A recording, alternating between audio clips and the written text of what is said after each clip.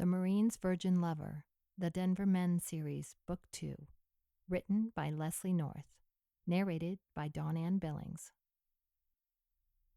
Chapter 1.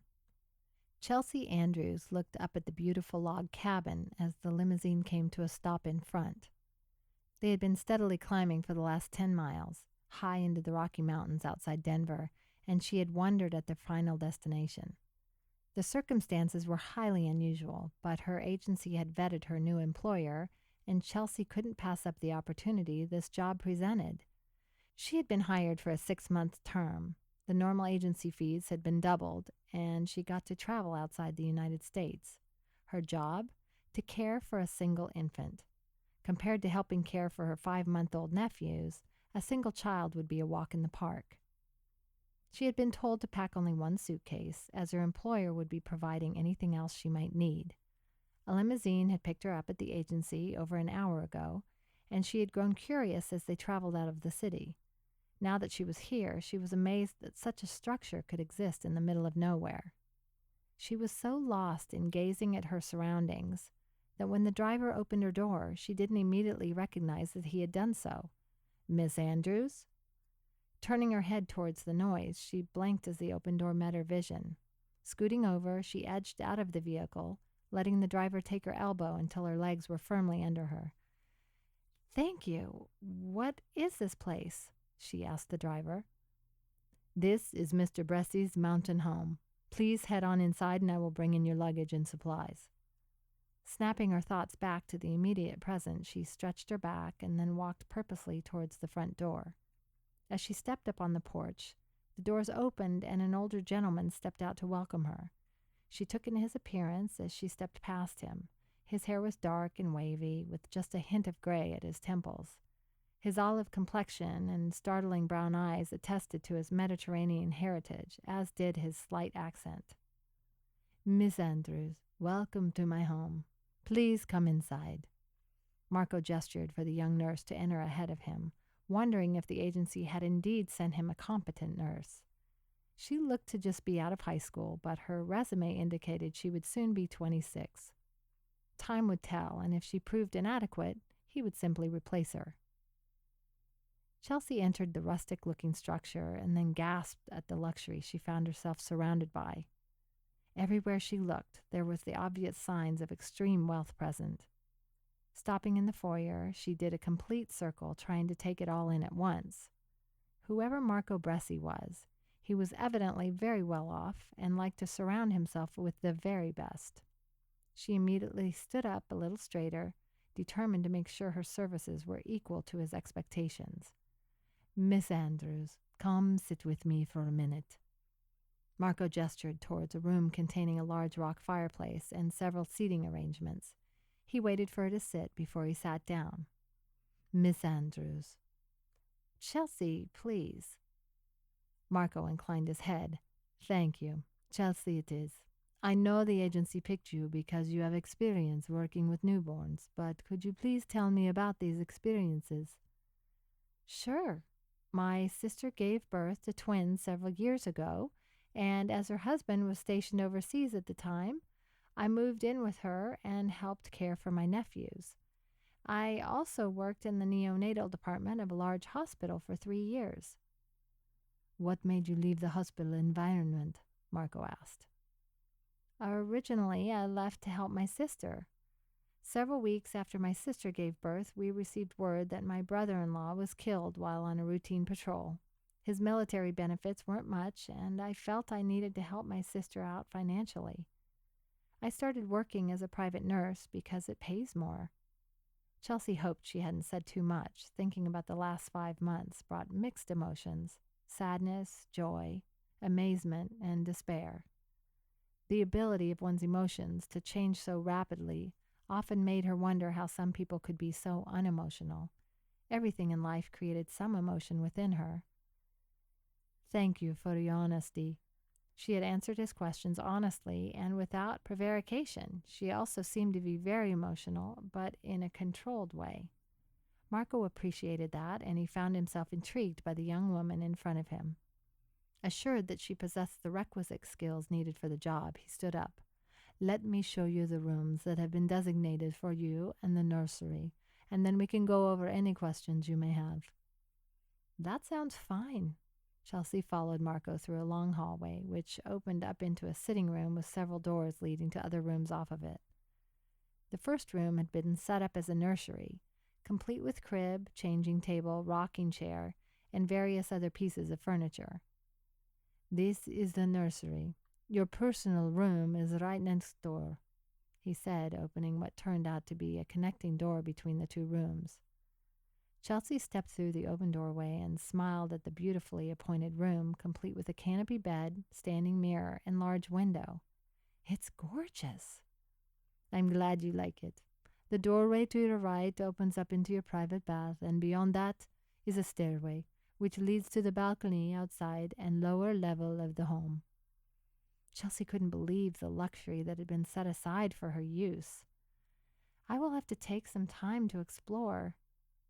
Turning around, she walked back into the nursery and then frowned at the obvious signs that a child had yet to reside there. "I'm sorry, but I thought I had been hired to care for a newborn. The agency didn't have many details, but I assumed the urgency with which I was summoned meant the child was in need of immediate care." "You didn't assume wrong. In fact, I am leaving in approximately 15 minutes to collect the child." Chelsea let this information sink in and then asked a question that was starting to bother her. "Will the parents be returning with the child?" "Unfortunately, that will not be possible."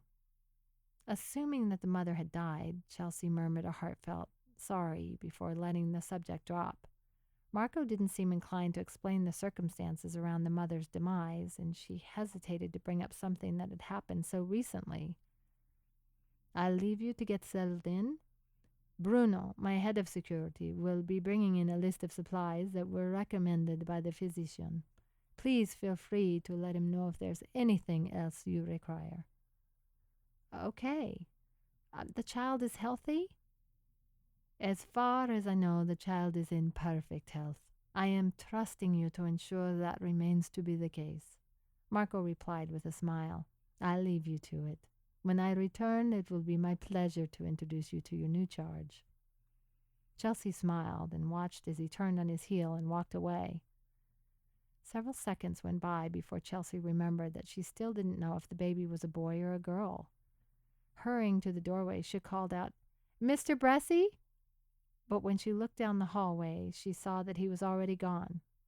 Shrugging her shoulders, she decided to take his advice and unpack her suitcases, which a rather large man had just delivered.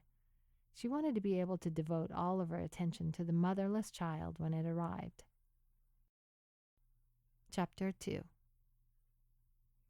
Trent was looking through the nursery window at a very healthy baby girl. He quickly took a picture of her through the nursery window and then turned, heading toward his wife's room. They had planned on a normal delivery, but at the first sign of distress, the doctor had changed the plan and performed a C-section. Brianna had been taken to her room after leaving the surgery suite. Walking down the hallway, he looked again at the snapshot he had taken of their daughter. Brianna had gotten a quick glimpse of their daughter right after the delivery, but had yet to hold her child. As soon as she was settled, the nurses had promised to bring their daughter down to the room. Trent couldn't wait to see his wife holding their child for the first time. Entering her room, he was happy to see her looking relaxed and pain-free. "Hey, Mama, how are you doing?" Brianna gave him a tired smile. "Good. Can I see her? Is she okay?" Trent leaned down and kissed the mother of his new child. "She's perfect, just like you. The nurses are going to bring her down in a few minutes." Brianna smiled. "I can't wait to see her." Leaning her head against Trent's side as he gingerly sat on the side of her bed, she couldn't believe that their child was finally here. Trent pulled his phone from his pocket. "I took a picture of her a few minutes ago. Look." Trent handed his phone over and watched as Brianna got a look on her face of pure love. There was nothing more beautiful than a mother looking at her child. Well, maybe a mother looking at her child while she held her child would be better. He would decide that point in a few minutes. Brianna looked tired, yet radiant. Trent had been amazed at how quickly things had moved once they arrived at the hospital. The C-section had not been in their plans, and Trent was already making a mental list of the items that needed to be taken care of before Brianna and the baby returned home. Brianna would be on bed rest for at least a day, and then under restrictions for several weeks while her stitches healed up. He needed to call his housekeeper and have her set up a temporary nursery master bedroom on the main level. Brianna's mother would appreciate that as well. Trent and Brianna had brought their mother to live with them, and he had hired the best physical therapist money could buy. Brianna's mother had made remarkable progress after her stroke, but still found stairs an impossibility. Having her new grandchild on the main level would no doubt bring a smile to her face. Seeing Brianna's eyes close, he smiled and leaned over, kissing her on top of the head. When several minutes passed and the nurses didn't arrive with their daughter, Trent pushed the call button. The nurse entered, expecting to see the happy couple cuddling their newborn daughter, and was shocked to find them still waiting on her arrival. "Hi, Darcy, is it?" Trent asked, reading the nurse's name from her tag. "I was wondering if you could check on our daughter. I was told they would be bringing her down, and my wife hasn't had a chance to hold her yet. C-section." Darcy swallowed and quickly replied, "Just let me go check on that for you. I'll be right back." Darcy literally ran to the nursery window. Tapping on the glass, she got the head nurse to exit. "Where is the Caldwell baby? They're asking for her to be brought down to her mother's room." "The grandfather took her 15 minutes ago," replied the head nurse, already starting to panic. "No, he didn't," Darcy emphasized that with a shake of her head. "I just came from that room, and they don't have their baby, and there's no one else in the room. Call security immediately and ask for a code pink. They'll lock down the hospital and seal the exits until the baby can be found." "Who's going to tell the parents that their child is missing?" Darcy asked, silently praying it wasn't going to be her. "I'll go. Ask security to pull the surveillance tapes and bring them up immediately. I'm hoping that the parents can help identify whoever is posing as the child's grandfather." Darcy nodded and ran back to the nurse's station to make the call. Stephanie Belkins had worked as the head nurse for the newborn nursery for 15 years and had never had a child abducted. It just didn't happen. As she approached the mother's room, she saw a security team approaching with a laptop loaded with recent surveillance footage. Thank goodness the security office was only one floor below labor and delivery. "Stephanie, I understand we have a missing newborn." "I'm afraid so. I need you to pull the tape from the last 30 minutes of the hallway outside the nursery. The man is posing as the child's grandfather." Taking a deep breath, she released it when the tape appeared on the screen. "The parents are in this room, but they don't know what has happened yet. I'm going to explain the situation and ask them to identify that man. As soon as they do, I need you to find him and the child." The security team all nodded.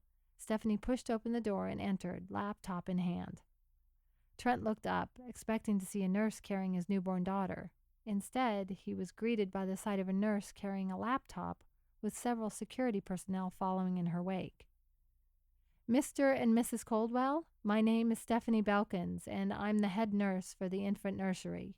It seems there's been some confusion, and someone posing as your child's grandfather took your baby from the nursery." Brianna gasped and looked to Trent. He always fixed things when they were broken. "Trent?" Trent stood to his feet, ready to take on the entire hospital if it meant finding his daughter. "Who took her?" "Well, that's what I need you to tell us. I have a video feed of the security camera right here.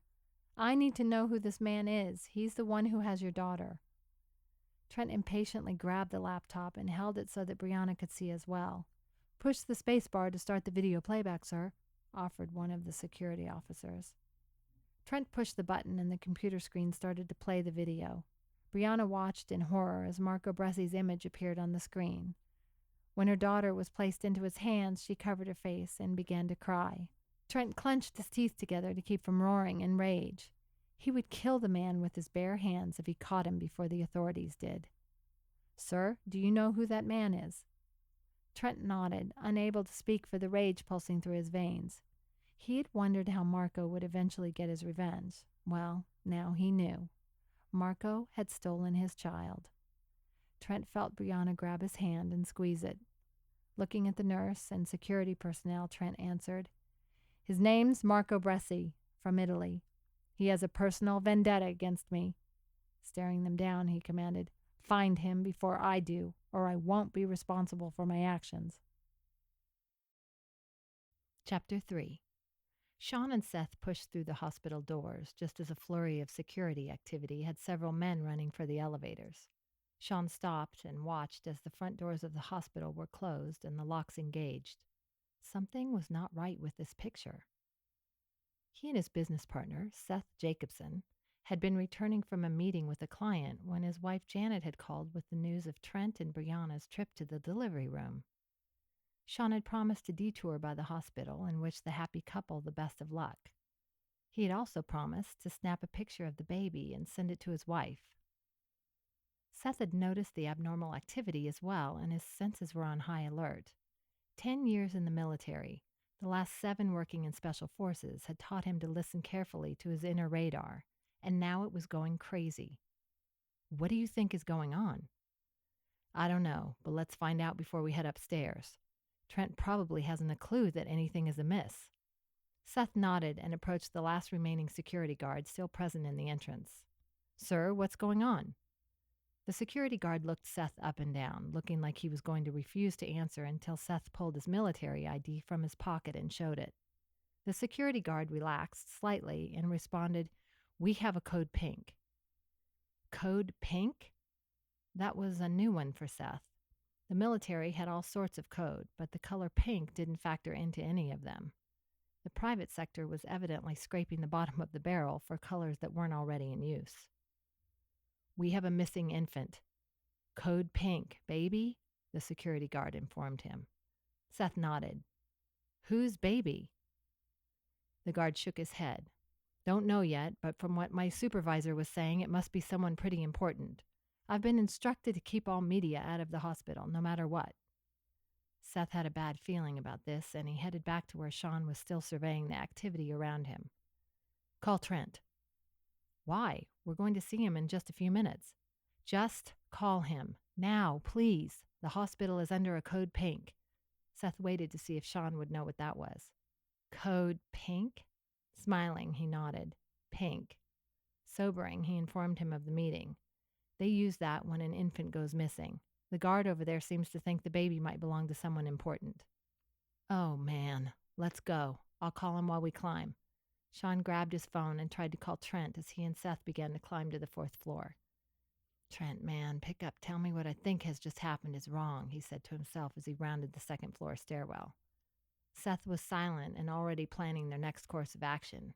He wondered briefly how much time had elapsed between the taking of the child and it being found out.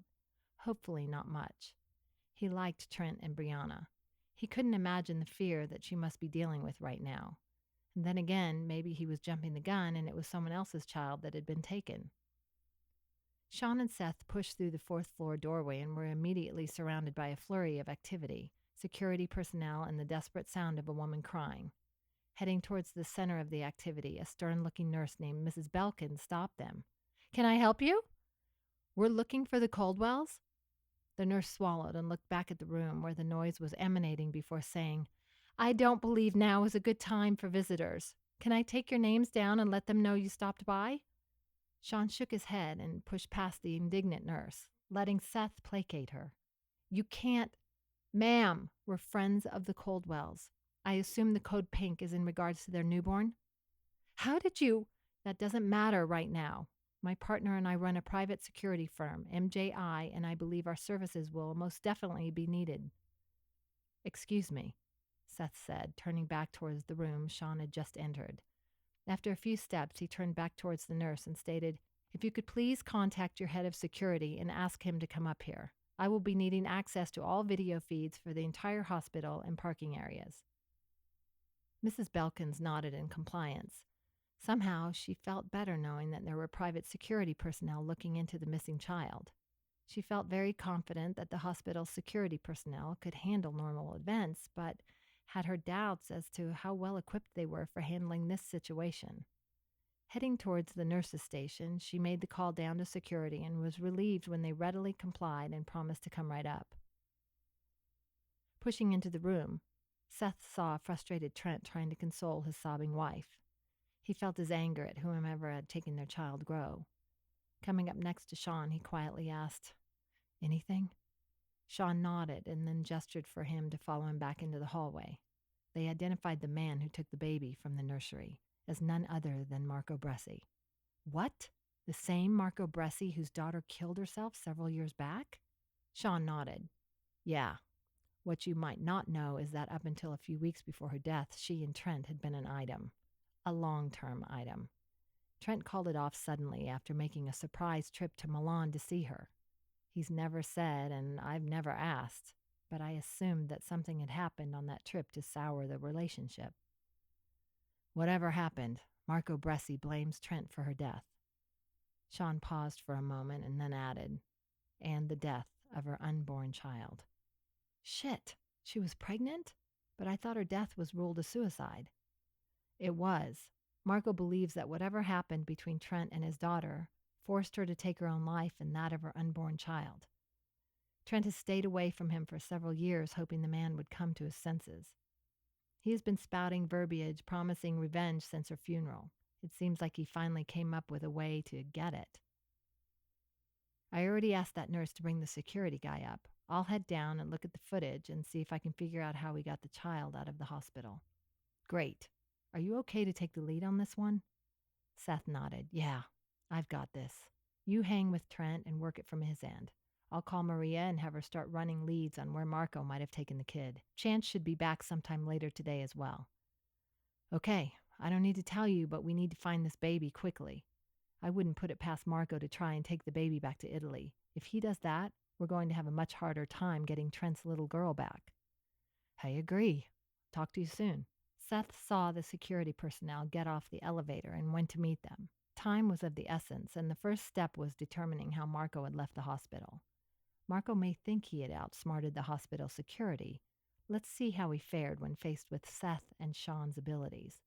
Marco may have won the first round, but Seth had no doubt that his side would win the match. Chapter 4.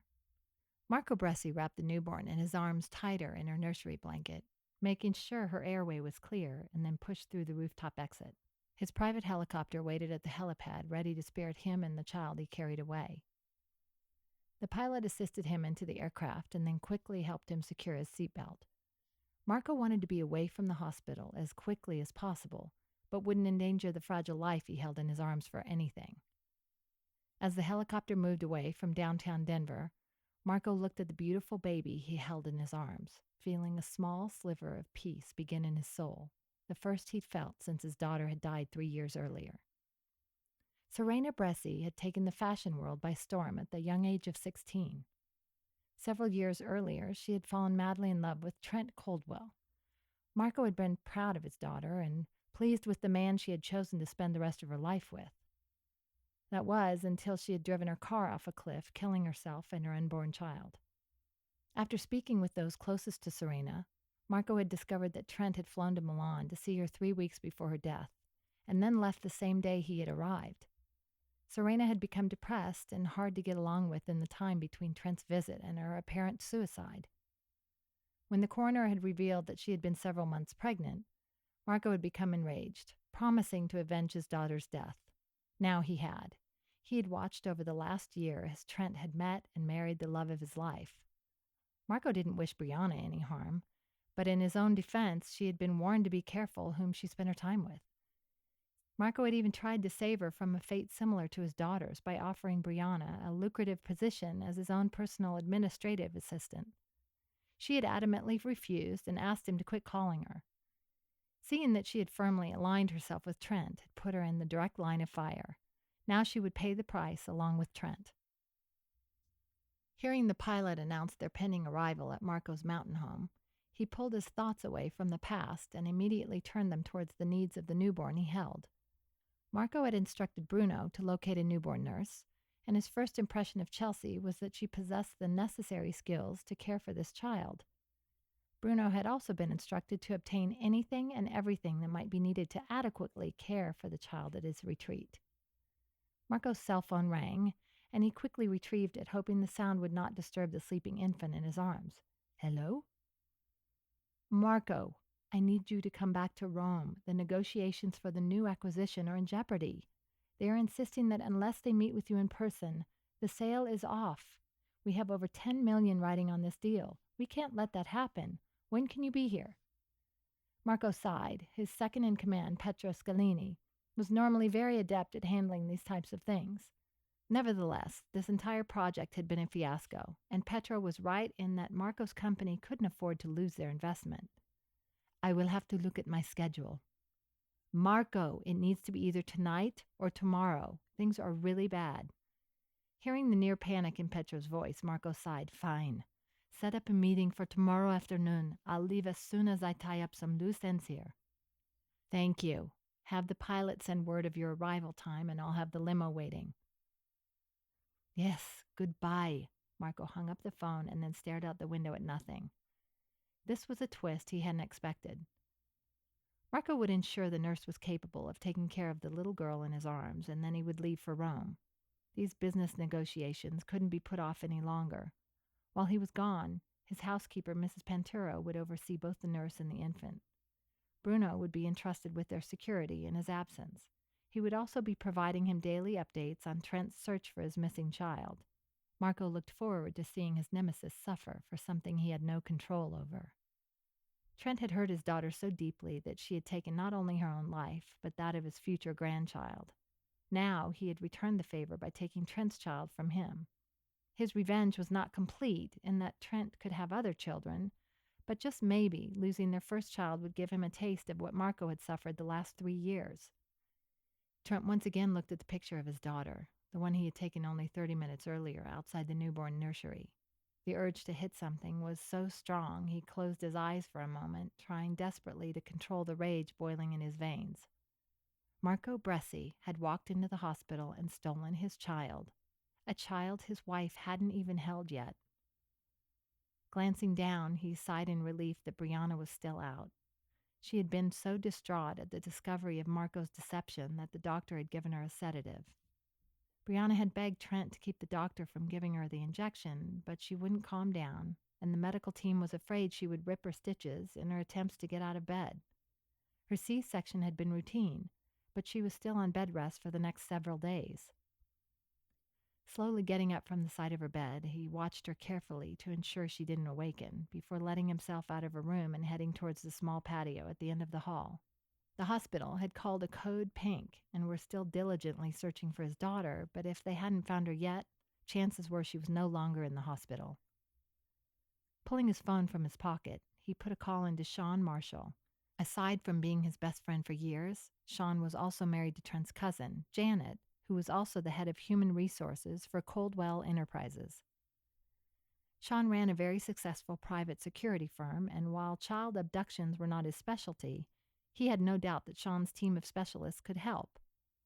Hello? Sean. Trent, hey, how's Brianna? Janet called and said you were to call if you needed anything. I can't believe this is happening. Thank her for me. Brianna's fine given the circumstances. They sedated her a few minutes ago. She wouldn't calm down. We're going to find your child, man. Seth looked at the video footage and thinks he might have a lead. Trent laughed derisively. I can't believe he walked into the hospital and took my daughter before anyone was the wiser. Trent pushed his fingers through his hair in frustration. He hated being out of control. Sean, I don't care what it costs, but find my daughter. Trent, you know I'll do everything I can. Maria wants to know if there's any chance Marco might be planning to take her out of the country. Maria was married to Trent's brother Tristan and currently 7 months pregnant. The news that Brianna and Trent's baby had been abducted had angered her to the point where Sean had briefly considered sending her home. Knowing that would only add fuel to the fire, he had contacted Tristan and then given her plenty of research to keep her busy. Man, I don't know. According to the head of security at the hospital, even those traveling on private planes have to go through customs and show their papers. I don't see how even Marco could pull that one off, not this soon. I'll check with DIA and see if his jet is still there. Has the media been notified? Yeah, but I managed to get the PR woman to withhold most of the information. The only thing the media has been told is that a newborn was stolen from the hospital, the time, and a description of the child. No other details are going to be released at this time. How are you going to keep the media from finding out Brianna is there? I don't know. I haven't gotten that far. She's supposed to be here for 48 hours, and then I'll figure it out. Trent didn't even want to consider trying to take Brianna home without her baby in her arms. This was all his fault, and it tore him up as he remembered the despair on her face when she recognized Marco on the video feed. Give me an hour, and I'll head back to the hospital. Anything else you need when I come up? No. Nothing other than Marco Bresci's head on a spike. If Marco were smart, he would be planning to return to Italy. If he stayed in the States, either Sean or Marco would hunt him down, and then Trent would exact a bit of his own revenge. Chapter 5. Mrs. Panturo, are you sure you have everything you need? Marco asked once again. He had introduced the nurse to her young charge and was pleased that she seemed competent. He had also once again gone over the details with Mrs. Panturo. Mrs. Panturo had been Marco's housekeeper for over 35 years. Now widowed, she had traveled with Marco whenever he planned on residing someplace new for more than a few weeks. She had no living children and therefore was free to travel at a moment's notice. When Marco had first decided upon his plan of revenge, he had spoken with Mrs. Panturo about it and been pleasantly surprised at her support. Serena had been like a daughter to her, having been raised from birth by the household staff. Marco's wife had died during childbirth, and while he enjoyed the company of women, he had never seen the need to find his daughter a new mother or himself a new wife. Mrs. Panturo had informed him that she would do whatever it took to avenge Serena's death. Marco was confident that between her and Bruno, they would be able to care for the little girl until he returned to the States in a few weeks. After checking on the child and nurse once more, he summoned his driver and headed for the airport. His private jet was waiting, and he would catch some sleep during the flight. It was important to complete his business as quickly as possible so that he could return and get back to exacting his revenge on Trent Caldwell. Brianna's head felt full of cotton, and she came awake slowly, blinking her eyes to clear the sleep from them. She was just trying to remember where she was when the events of the day came rushing back at her. Her daughter. Marco had stolen her daughter. How could he?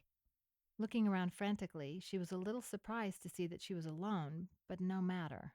She spied her phone laying on the table next to her bed and slowly reached for it, beginning to feel the full effects of her C-section stitches.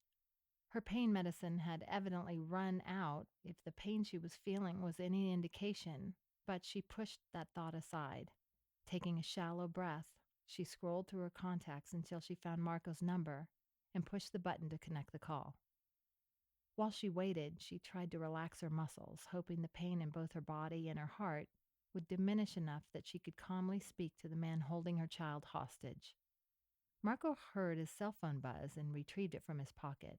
When he saw the identity of the caller, he hesitated before answering it. It wasn't Trent calling him, but Brianna. Or was Trent merely using her phone in a deceptive move? Shrugging his shoulders, he connected the call. Brianna?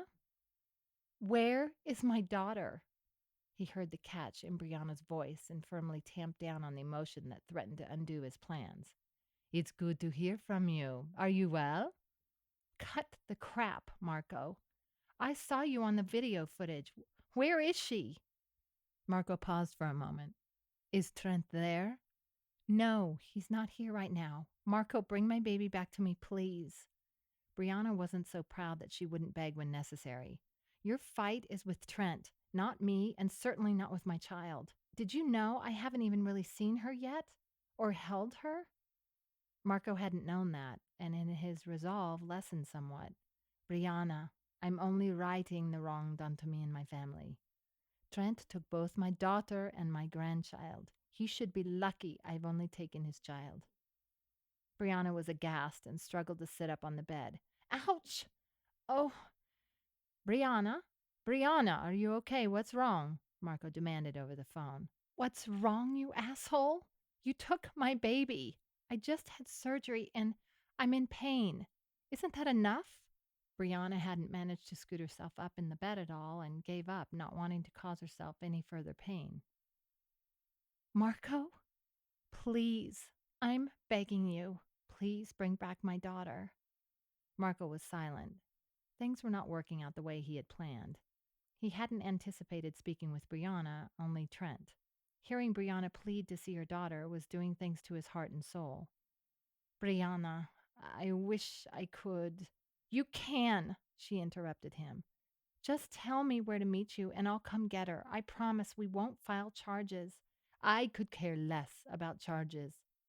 The problem is that I am about to board a plane for Italy and will not be returning for 3 weeks.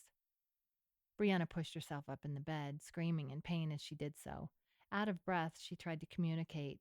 No, Marco, please don't take her out of the... Brianna, calm down. I did not say that I was taking your daughter with me. I am leaving to take care of some important business. Don't worry. Your daughter is being cared for by the best. I will consider your request while I am gone, and upon my return, I will let you know the answer. I must go now. Goodbye. Marco disconnected the phone, heart heavy and wondering if his revenge was worth it. Brianna stared at the phone in her hand in outrage. What did he mean that her child was being cared for by the best? She was what was best for her child. Unable to contain her rage any longer, filled with pain and the need to hurt something as badly as she was hurting, she hurled her cell phone at the opposing wall, cringing when it made impact and shattered before dropping in pieces to the floor. The emotions boiled up and spewed forth in great heaving sobs. That is how Trent found her, huddled in the bed, holding onto her incision site, crying her heart out in fear and despair. Chapter 6. Stephanie Belkins had been walking past Brianna's door when she heard the crash in her room. Peeking inside, she spied the broken phone and the distraught woman and headed to find Trent. Seeing him out on the patio, she hurriedly retrieved him and asked him to try to calm his wife down while she located the doctor. Brianna, honey, what happened? Trent asked, approaching her and carefully stepping over what remained of her phone. Marco, he has her. Shh. I know he does. I'm doing everything I can to find him. Brianna shook her head. He's leaving Italy, was all she could get out between sobs. Trent stopped. Had Brianna spoken to Marco while he'd been out of the room? Was he so vindictive that he had called her cell phone? Honey, how do you know Marco's leaving for Italy? Because he told me so. Trent held on to his temper and asked in a very controlled voice. Did Marco call you? Brianna shook her head. No, I called him. Trent was taken aback. Swallowing his need to demand to know everything that had been said, he instead asked calmly, Did Marco admit that he has her? Brianna nodded her head, but then said, No, he doesn't have her. Trent was confused and trying to figure out what information Brianna had obtained from her phone call. Yes, Marco did admit to taking her. When Brianna only nodded, he continued, But he doesn't have her right now? Brianna nodded again as fresh tears started. What the hell? Had Marco dropped his newborn daughter off at an orphanage or what? Brianna, honey, I need you to tell me what Marco said. Did he tell you where he took our child? No, but he's headed for Italy. He doesn't have her. Someone else does. He said she was being cared for by the best. Brianna caught herself, trying not to start sobbing again. How could Marco have done something like this? Brianna, you need to calm down. I called Sean, and he's got his team working on this, and he's on his way back over here. But what if Marco didn't tell me the truth? What if he's taking her out of the country? What then? Brianna stopped herself, covering her mouth with her hands. The logical part of her brain knew that becoming hysterical wasn't going to solve a thing, but the emotional part of her wanted her child. Now. Trent understood her frustration. Even after speaking with Sean and taking several deep breaths, the urge to punch something was barely contained. He had tried to give Marco space these last several years, letting him come to grips with his daughter's death, but it seems that the time only served to fuel his anger. Trent had been willing to ignore Marco's threats and innuendos in the past. This time he had gone too far, and he would most definitely pay the price. Stephanie Belkins contacted the doctor and then headed back to the Caldwell's room. Just as she rounded the corner, she watched one of the men from earlier exit the elevator. Stopping, she waited for him to come even with her before asking, "Have you found anything yet?" Sean shook his head. "No, but several of my men are following up on some new leads. With any luck, we'll know where the baby was taken before nightfall." Stephanie sighed in relief, closing her eyes briefly. Opening them again, she saw that the man was still staring at her, and she gave him a small smile. "I'm glad. I've worked in this hospital for a number of years, and while one often hears of things like this happening in other places, things like this don't happen here. Not on my watch." "It's okay. Marco Bresci is a smooth talker and a very powerful man. If he hadn't gained access to the child here, he would have gained it elsewhere." That information didn't make her feel any better. "Well, I'll let you visit with your friends. Please let me or anyone else on staff know if there's anything else we can do to assist you." Sean nodded his head. "We'll be sure to do that." Turning, he headed towards the room where Trent consoled his wife. His thoughts turned toward his own wife, and he was thankful that she was not having to endure such misery. Stephanie watched him walk away before calling him back. "Mr. Marshall?" "Yes," he replied, turning back with his hand on the doorknob. "Please find her." Stephanie hated the plea in her voice, and once again tamped down the tears that threatened to break free. She had managed to hold it together, but when it was all said and done, it was her fault that this child was not with her parents. "I will. Thank you for your assistance." It had taken less than 30 minutes to review the hospital footage and discover how Marco had both arrived and left the hospital. Seth had also been able to confirm that Marco did indeed have a child with him when he boarded the helicopter, which had been waiting for him on the roof. Seth had returned to the office to grab his travel kit and get Maria started on a full-scale property search. He had also spent several minutes calming her down until Tristan arrived. He had been relieved to see her husband walk through the front office doors. Leaving the offices of MJI, he took out his phone, calling Sean. "Marco left the hospital by way of a helicopter. I have Maria running a property search, and we'll start there. I'm heading to the airport to make sure his jet doesn't leave." "Don't bother. Brianna spoke with Marco over an hour ago, and he informed her that he was on his way to Italy. He also told her that the baby wasn't accompanying him, but was in the best of hands. There's only one property listed that can be tied back to Marco, about 2 hours from here up in the mountains. I'm looking at a schematic right now, and it does have a helipad." "I'm on it. Send that info to my phone after." Seth tossed his bag into the back of the big black SUV. He would need to stop and fill up the tank, but then he was good to go for the next week if need be. "Maria is pulling a list of agencies that provide skilled nursing care. She is going to try to narrow the list down to those agencies that could provide care for a newborn. I'll have her send it over once she's got it completed." "Thanks. How's Brianna holding up?" "They just gave her another sedative. Seth, she didn't even get to hold her daughter before this monster took her." Seth took a deep breath, controlling his anger and channeling it into something that might actually help the situation. "Sean, I'll find her. Is the house listed under Marco's name?" "No. In fact, if Trent hadn't been able to provide us with the list of his shell companies, we probably wouldn't have found it." "Okay, look, I'm headed that direction now. I'll call Maria and see if she's had any luck on my way. I'll call you when I get there." "Great." Chapter 7.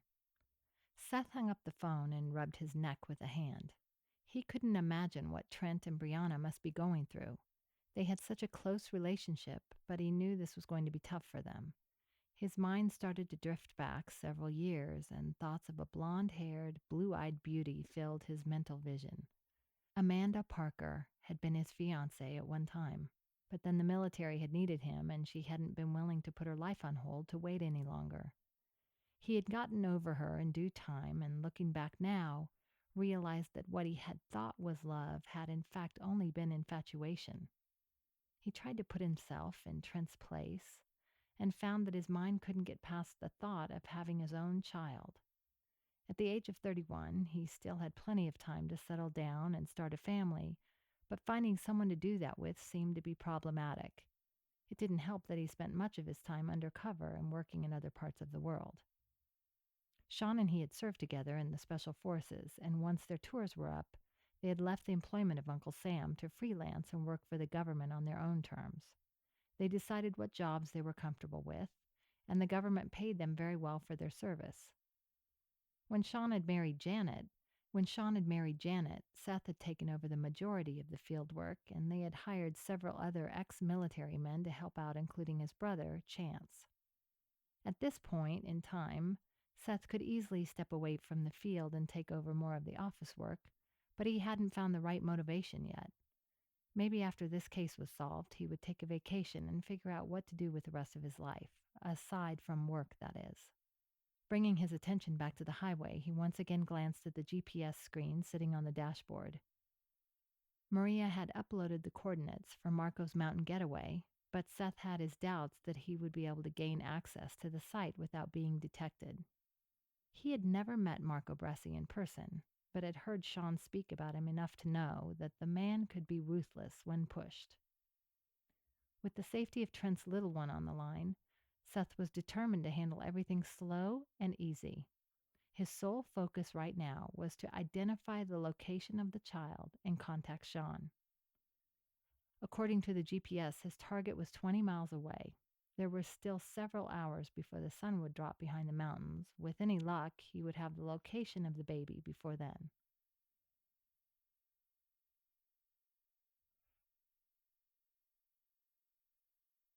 Mrs. Penturo? Chelsea held the tiny infant against her shoulder, rubbing her back in an attempt to soothe her. Marco had returned with the small infant no more than 2 hours prior, and after a brief time spent watching Chelsea interact with the baby, had announced that he was flying to Italy and would return within 3 weeks. In his absence, Mrs. Penturo and Bruno were at her disposal should she need anything. Chelsea had been floored. The man had delivered what appeared to be a newborn baby to her and then left. Chelsea had inspected the child from head to toe after his departure and was firmly convinced that this child was less than 24 hours old. Her umbilical cord was still soft, and there was only evidence of the 2 heel stabs present. The first would have happened within moments of birth. The second most likely had been performed in the nursery to establish a blood sugar baseline level. Those facts, coupled with the baby's confusion when presented with the bottle, had more questions running around in Chelsea's brain. After convincing the infant to eat, she was now on a mission to gain some answers. Spying the elusive Mrs. Penturo in the kitchen, she headed that direction. "Mrs. Penturo?" Turning, Mrs. Penturo smiled at the sight of the infant in Chelsea's arms. This little one would bring happiness and joy back into the Bressi household. Maybe now Marco wouldn't be so depressed. "Yes, Chelsea, do you need something? Or did you just bring this little one to see me?" Chelsea smiled at the housekeeper. "I was actually wondering if you could answer a few questions for me. I didn't have a chance to ask Mr. Bressi before he left." "What type of questions do you have, dear?" Chelsea swallowed. "Well, do you happen to know when the baby was born? I realize that with the death of her mother and all, it might be a difficult subject." "Oh, no, you must have misunderstood Mr. Bressi. The little one's mama isn't dead, just not able to be here at this time." Chelsea was thoroughly confused.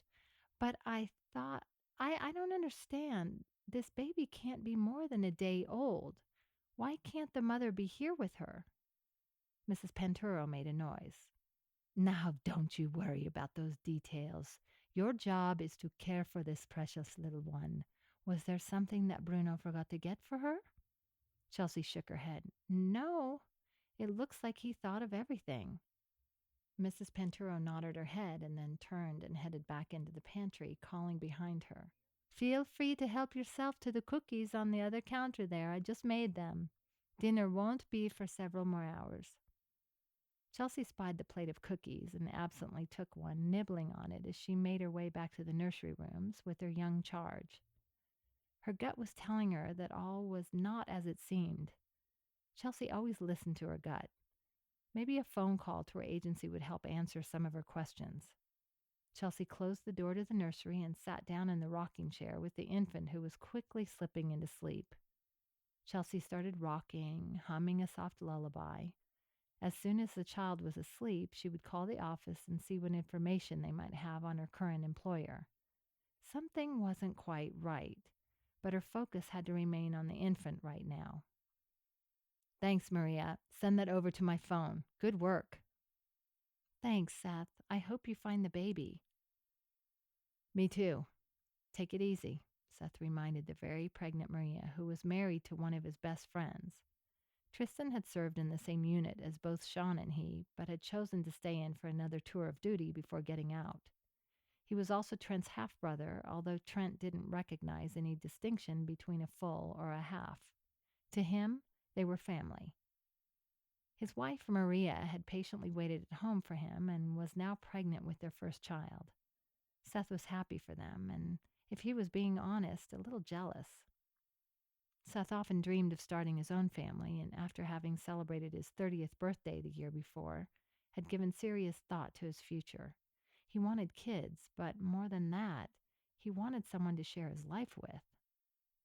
Seeing the information load onto his phone, he looked through the personal resume of one Chelsea Andrews. She was a 25-year-old registered nurse who had worked in the neonatal department of a large hospital in New Mexico before moving to Colorado. She was single and had been working for her current agency for about 3 months. She currently resided in the Denver area with her sister. Not finding any other information on her background, he quickly placed a call to Chance. Hey, bro, Chance answered on the second ring. Chance, has Sean filled you in yet? No, I just got home about an hour ago. I figured I would take a shower and then head into the office. What's up? Does the name Marco Bressi mean anything to you? Bressi? Like Serena Bressy's father? Yeah. Trent or Sean ever talk about either of them? While Seth and Sean had served in the same unit overseas, Chance had decided to take a different route, opting to work for the FBI. After only 3 years, he had jumped at the chance to leave the FBI and join Sean and Seth in their security business. Both men had been trying to get Chance to come on as a partner, but had been unsuccessful at this point. Chance was a free spirit, and after following the strict protocols of the FBI for those 3 years, was enjoying the ability to do what he wanted, when he wanted. Sean mentioned that he was in the States and that Trent wasn't happy. Why? Brianna gave birth earlier today. Well, go figure. Little girl? Seth shook his head. Yeah, but that's not what I was going to say. Marco took the baby from the hospital. What? No way. I thought they had all kinds of security protocols in place to prevent things like that from happening. I did too. Anyway, he used the helipad to arrive and leave. Maria tracked down a mountain retreat registered to one of his shell companies, and I'm headed there now. You want backup? Chance offered. Not yet. I'm going to see if I can get a positive ID on the baby, and then we'll figure out the next step. Maria tracked down an agency that contracts out medical personnel. They placed a young nurse with Marco's company. The job was to care for an infant. So what do you want me to do? She lives with her sister. I want you to contact Maria and then go pay the sister a visit. I need to know if there's any connection between her and Marco before we go much further. You think maybe she's connected to Marco in some way? Man, I don't know. Check it out and then get back to me. I'm about 40 minutes out.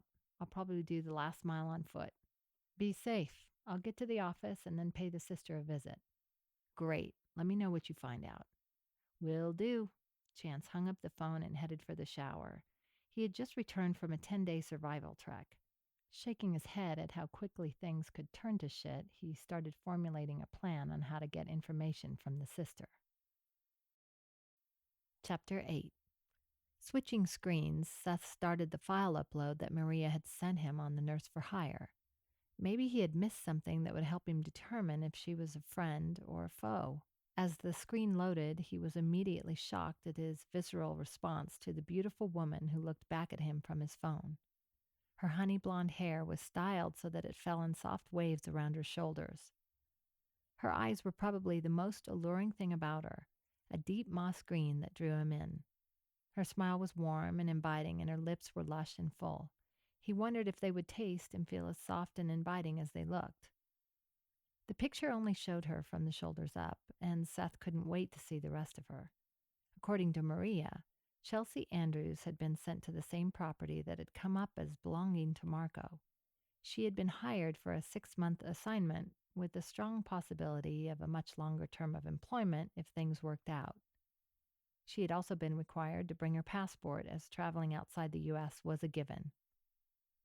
Trent and Sean had called him a few minutes earlier to inform him that Marco's jet was no longer at DIA, but that Marco had been the only passenger aboard when it departed for Italy. Marco would be in the air for more than 12 hours, and Seth intended to take custody of the child before that time. Looking at the GPS, he realized that the residence lay less than a mile up the road. Pulling over, he tucked the SUV off the road a little ways, grabbed his gear, and headed out. He would try to make a positive ID on the child and then return to his vehicle. If the baby was there, he would contact Sean, and together they would formulate the best plan for retrieval. Chelsea had just settled the baby in her crib and decided to use the stairway to the ground below. Maybe some fresh air would help calm her nerves. She had attempted to contact her agency only to find out that several people had been calling to inquire about her and the job she had been hired to perform. That was highly unusual, and the owners of the agency had been less than pleased with the notion that they might be caught up in something illegal. Chelsea wasn't too thrilled with the idea either, but she had to think about the infant. Finding a charming patio set, she settled into one of the chairs and let her eyes wander over the landscape, once again marveling at the majestic nature of the Rocky Mountains. She had only lived in Colorado for a few years, but she had fallen in love with the mountains and couldn't imagine living anywhere else. She was just starting to relax when she thought she saw movement off to her right in the trees. Squinting, she kept very still, waiting to see what animal lurked just out of sight. When the animal appeared again with 2 arms and 2 legs, walking upright and wearing clothes, she quickly covered her mouth with her hand to prevent any noise from coming out. There was a man in the woods, and he appeared to be watching the house. Chelsea thought about returning inside and summoning the hulking Bruno to deal with the situation, but then discarded the idea. She watched him for several more minutes, and when he didn't appear to be armed, she decided to confront him herself. Maybe he was staying nearby and was lost. Walking slowly towards the man's hiding place, she picked up a fallen tree limb just in case. She quietly made her way around to his left side. She stopped when she was still several yards away and quietly called to him, "Excuse me, what are you doing?" Seth heard the soft voice and tensed his muscles before slowly turning his head to identify the owner of the voice. When a pair of moss-green eyes greeted him, he said nothing for several seconds, letting his eyes roam over the beauty in front of him. She was even more beautiful in person. He found that he was disappointed that she had pulled her hair up into a ponytail, but then again, that did give him an excellent view of her neck. It was long and graceful and looked like it would be a perfect resting spot for his lips. "Excuse me, did you hear me?"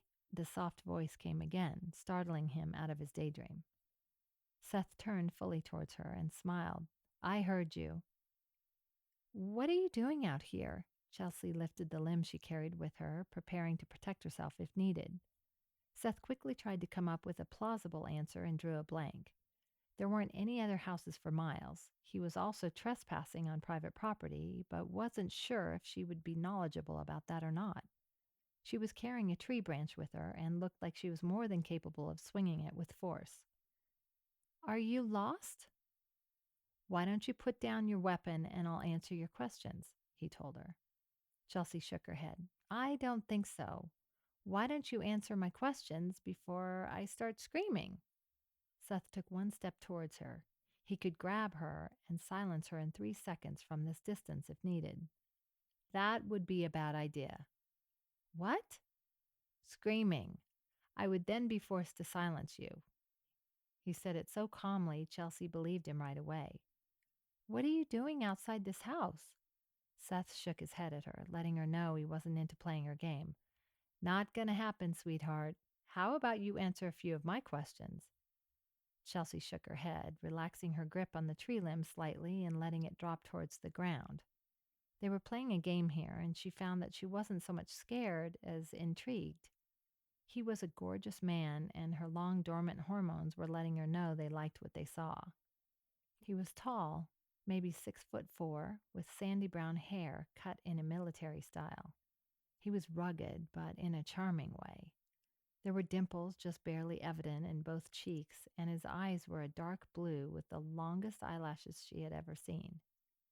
He was wearing a deep green t-shirt tucked into a narrow waist and wearing what looked like combat pants. He had a tool belt around his waist that, in addition to other items, holstered a gun. Seth watched her eyes take in his appearance and did his own appraisal. Dressed in a light, flowery blouse and jeans, she looked much younger than her 25 years. She had comfortable-looking tennis shoes on her feet, and Seth briefly wondered if his hands could span her waist. She was thin, but not anorexic-looking.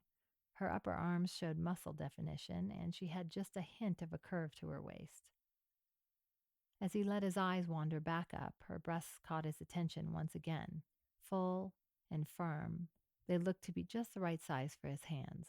Seth stopped himself as he felt his body respond to her nearness, needing to bring some clarity to the situation. He was here to find a missing baby, not hit on what might turn out to be her very attractive nurse. So, Chelsea began, needing to bring his eyes back to hers. His intent perusal of her body was making her pulse race and shivers to run up and down her spine. Why are you out here? Are you lost? Not exactly. Deciding to see how she would react to the truth, he said, I'm looking for something. Oh, really? Chelsea glanced back at the house and then at the baby monitor attached at her waist. Seeing that all was calm in the nursery, she looked back at the gorgeous man in front of her. His tanned complexion attested to the fact that he spent plenty of time outdoors, and when he smiled, his straight, even teeth were just barely visible. Taking a step closer, she inquired, What are you looking for? Are you going to help me look for it? Seth countered. Well, that depends. What did you lose? There was a definite undertone to their banter, and Chelsea almost expected him to come back with some crude remark. She was relieved when he didn't and found her attraction to him growing stronger. She had never felt this way about someone she had just met. Normally, Chelsea kept to herself. She had dated very rarely since moving to Colorado, and even less while living in New Mexico. She just hadn't found the time or the inclination to pursue the activity. That didn't mean she didn't have dreams. She was an avid reader of romance books, and her dreams consisted of tall, handsome men who knew how to take charge of the situation and make their women swoon with just a look. While she knew that her fantasy was most likely just that, standing before her was a man who could easily take on the role of the hero in her fantasies.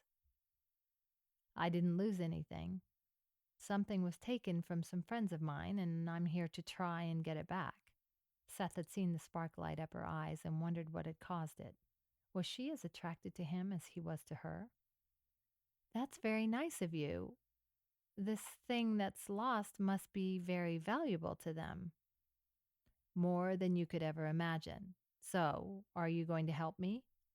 Taking a step closer to her, he caught a whiff of her scent. It was faint, and he couldn't quite place it, but that didn't stop his body from reacting to her nearness. He watched her lips as she answered and wondered once again what she would taste like. Glancing back at the house once more, Chelsea shrugged her shoulders. I probably can give you a few minutes of my time. What are we looking for again? Chelsea looked up into the man's face and was once again lost in the depth of his gaze. It was warm and inviting, and somehow she knew that she could trust this man.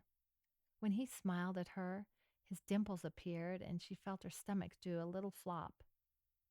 He was a very attractive man, and her body had decided it liked what it was seeing. Seth took a step closer to her and held out his hand. Introductions are required for those looking for lost items together. It's a rule, you know. Chelsea smiled in return and took the offered hand, shivering a little as their skin made contact. She recognized the feeling as one of attraction and was a little amazed at how quickly it had surfaced. Chelsea had a very limited experience with members of the opposite sex. Spending her time studying and then caring for her sister and children had taken up most of her adult life. At the first touch of their hands, she immediately was reminded of the stories she'd loved to read and how the writers would describe two lovers' first contact. She was amazed that their description was accurate. She felt the touch of his hand deep within her core and was curious how it would feel if he were to kiss her. When his hand squeezed her and pulled her just a little bit closer, she took a hesitant step forward and looked up into his dark eyes. "I'm Chelsea." Seth smiled down into her eyes, gauging her height to be around 5'8" and very pleased that her figure had matched her picture. She was stunning, but in an understated way. She wore minimal makeup, but her admirers didn't suffer for the lack. Her complexion was smooth and creamy, and as Seth took yet another step closer to her, the light fragrance of lemons rose to meet his senses. That's what she smelled like. He let her scent flow over him, realizing that it suited her. She smelled like sunshine, clean and refreshing. He loved it. "Seth," he clasped her hand for a moment longer than necessary, enjoying the warmth her nearness was creating. Letting go of her hand, he didn't move back and was pleased to see that she didn't feel the need to move away either. "So, Seth, what are we looking for?" "Truth time." Watching her closely to gauge her reactions, Seth slowly replied, "A baby." Chapter 9. "What? Like a real-life baby?" Chelsea went from slightly turned on and calm to full-scale panic mode in seconds. "Yes, a real-life baby. A little girl, to be exact." Seth saw the dismay flit across her face and immediately knew that she was hiding something. Chelsea wasn't sure if she should run back towards the house and summon Bruno, or if she should confess her misgivings about the baby in the nursery to the stranger in front of her. Not knowing what to do, she simply stood there staring at Seth. When the first whimpers from the baby monitor came a few moments later, Chelsea knew that the time for action and decisions was now or never. "What's that?" Seth questioned, looking down at her waist for the source of the sound. I'm sorry. I have to go." Chelsea started to back away. "Wait," Seth told her, grabbing her hand to prevent her from leaving. "I can see you know something. Have you seen the baby I'm looking for? Is that the noise I heard coming from the monitor at your waist?" "I really must go," Chelsea stated, trying to remain calm and pull her hand from his grasp. "Look, my name is Seth, and I work for a security firm, MJI. Trent Caldwell's infant daughter was stolen from the hospital earlier today. I'm just trying to find her and return her to her mother." "I need to go." Chelsea knew she sounded like a broken record. Was this stranger telling the truth? Had Marco Bressi stolen someone else's child? What should she do? Should she call the cops and let them straighten everything out? What about the bodyguard, Bruno? He didn't look like a guy with a sense of humor. Did he know that the baby belonged to someone else? Did Mrs. Panturo know as well? Seth watched the play of emotions cross her face and felt sorry for her. She was confused, and he figured she was trying to decide what her next step should be. "Look, I know you need to go check on the baby. I'm going to stay here. Turn on the TV and check it out. Pictures of her are circulating. I'm telling you the truth." Chelsea finally managed to pull her hand free and wrapped both arms around herself. How she managed to be in the wrong place at the wrong time over and over again amazed her.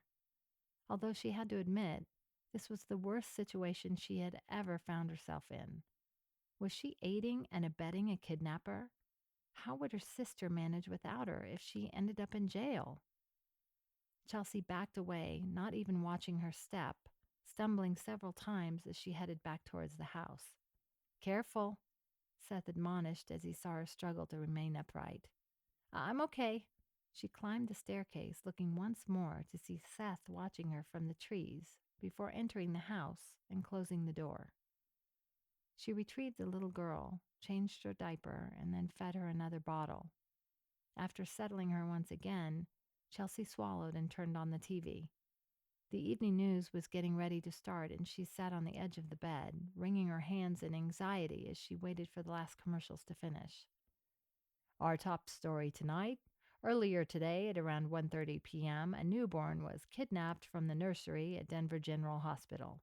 The hospital isn't releasing the name of the parents at this time. However, they have provided us with a picture that was taken of the infant shortly after her birth. Authorities are asking anyone with information on the location of the baby to contact the special hotline number rolling across the screen. At this time, authorities do have a credible lead, but are asking for the public's assistance in returning the child to her parents.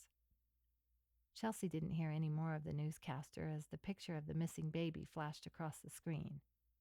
Seth had been telling her the truth. The little girl sleeping in the next room had been taken from her parents. Chelsea stood up, wondering what her next course of action should be when she heard a knock on the nursery door. Quickly turning the TV off, Chelsea adopted a calm smile and met Bruno as he set down a shopping bag near the doorway. I brought up a few types of formula. Mrs. Penturo was afraid that the one I purchased might not agree with the little one. We wouldn't want her to get hungry. Babies need to eat so they can grow. Chelsea felt like vomiting, but managed a small nod and a smile for the hulking bodyguard. He gave her a quizzical look before he shrugged and let himself back out the nursery door. Chelsea was in full-scale panic mode and hurried back to the balcony and staircase, hoping that Seth was still there and would know what to do. The urge to cry was almost overwhelming, but Chelsea pushed it aside, focusing instead on the task at hand. Seeing Seth still keeping watch, she went down the stairs and made her way to his side. "You were right. I saw the picture on the TV. How could that man do something so horrible as to steal a baby?" Chelsea tried to calm her breathing, but wasn't very successful at it. She was near to having a panic attack and couldn't think past the next breath. "Shh." Seth pulled her into his chest, holding on when she stiffened and tried to back away. "Look, I don't have all the facts, but I believe he was acting out of revenge for something that happened several years ago." Chelsea fought his hold for a brief moment, and then the security of his hold and her earlier attraction to him kicked in. Relaxing in his hold, she let her forehead drop against his chest for just a moment. She would take the comfort he offered for a minute, and then she would figure out what to do. Seth felt her relax and rubbed his hand gently up and down her back. She had looked close to losing it when she had returned, and he needed her calm and thinking straight for the next little bit. She could fall apart once he had retrieved the baby. Maybe once he had returned the child to her rightful parents, he could contact her and see if the attraction they were both feeling had anywhere to go. "I don't know what to do," whispered Chelsea, more to herself than to him. "It's okay. Right now, I need you to go get the baby and bring her to me. I'll take her back to the hospital and the authorities can handle the rest of it." Chelsea shook her head, pushing herself away from his chest. "I can't do that." Seth sighed. She was going to be difficult. "What do you mean you can't do that?" "I can't let you take the baby back to Denver." Chelsea knew that part of what she was saying was coming out wrong, but her brain was so frazzled with the fact that she had been hired to care for a kidnapped baby, she was having trouble communicating effectively. "Why not?" Seth was beginning to get angry, but tamped down on his need to shake some sense into the woman in front of him. "No, I mean, I can't let you take the baby back to Denver without me." Chelsea could see that she wasn't getting her point across and added, "I was hired to take care of her. I can't let you go traipsing off into the woods with a newborn." "Fine, not a problem. Grab whatever you think you need and the baby and let's get going." Seth was fine taking her with him. That would probably be a lot safer for her anyway. No telling what might happen when Marco discovered she had let someone take the baby. "What if Bruno comes back?" "Who's Bruno?" Seth asked. So far from his surveillance, he had only seen an elderly housekeeper working in the kitchen. Chelsea looked back towards the house as if she expected the mysterious Bruno to magically appear. He's this really big bodyguard guy. I don't think he has a sense of humor either. Seth nodded and looked towards the house once again. He hadn't been watching the house for long, and it was possible he hadn't seen the other occupants yet. Who else is in the house? Just Mrs. Panturo, the housekeeper, and Bruno. Mr. Bresci had to fly back to Italy shortly after he brought the baby home. Seth considered this information. The elderly housekeeper wasn't a problem, but an oversized bodyguard who was loyal to Marco could prove troublesome. Look, why don't I come up with you? The sooner we get back to my vehicle, the better. Chelsea thought for a moment, then slowly nodded. Okay, but we need to be really quiet. Seth gave her his best smile. Honey, quiet is my middle name. Lead the way. Seth gestured for her to precede him towards the house, keeping a careful watch for any sign of the other occupants.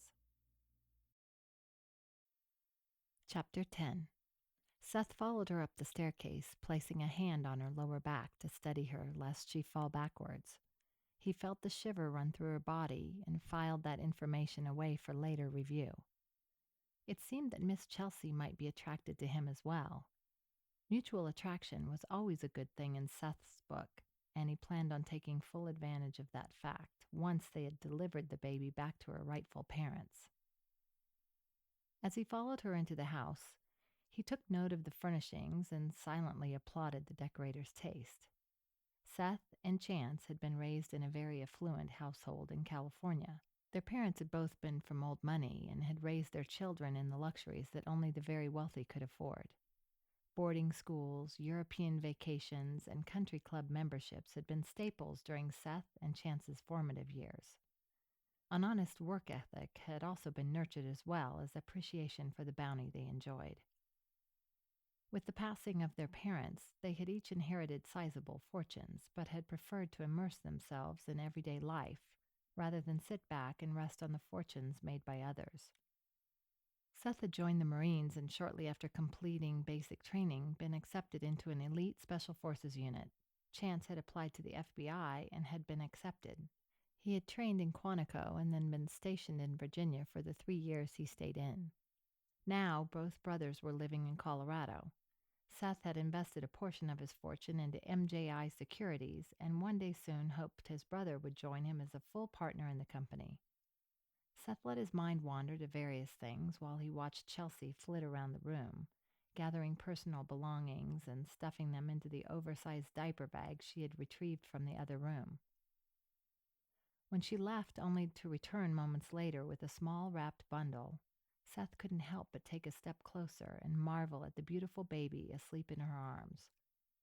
Chelsea handed him what looked to be a miniature sleeping bag and quietly asked him to unzip it and lay it down on the bed. Once that was done, she carefully transferred the sleeping baby to the bed and zipped her up into the little sack. Pulling the hood around the baby's head, she then stood up and pulled the diaper bag onto her back, like a backpack. Seth watched in amazement as she then slung her purse over one shoulder and across her body. Could you grab the carrier? It's not as safe as a car seat, but I didn't see one next door and figured it would probably look suspicious if I went looking around for one. Seth smiled at her attempt to find humor in the situation. Yeah, nothing like ringing a really loud bell and announcing to everyone that you're on to them. Anything else we need to take? Chelsea looked around once more, sad that she wasn't able to take all of her clothing. Maybe once the authorities arrested Mr. Bresci, she would be able to return for her things. That wasn't what was important right now. The baby was. Shaking her head, she looked at Seth. He was watching her, and she couldn't quite figure out what he was thinking as he stared at her. Seth was amazed at how calm and collected Chelsea seemed to be. She had efficiently packed both hers and the baby's necessities, and in under 15 minutes was ready to go. Maybe that trait went with being a nurse, or was it just the woman? Was she always so calm and collected under pressure? Seth grinned as he envisioned getting to know the woman more after the situation was resolved.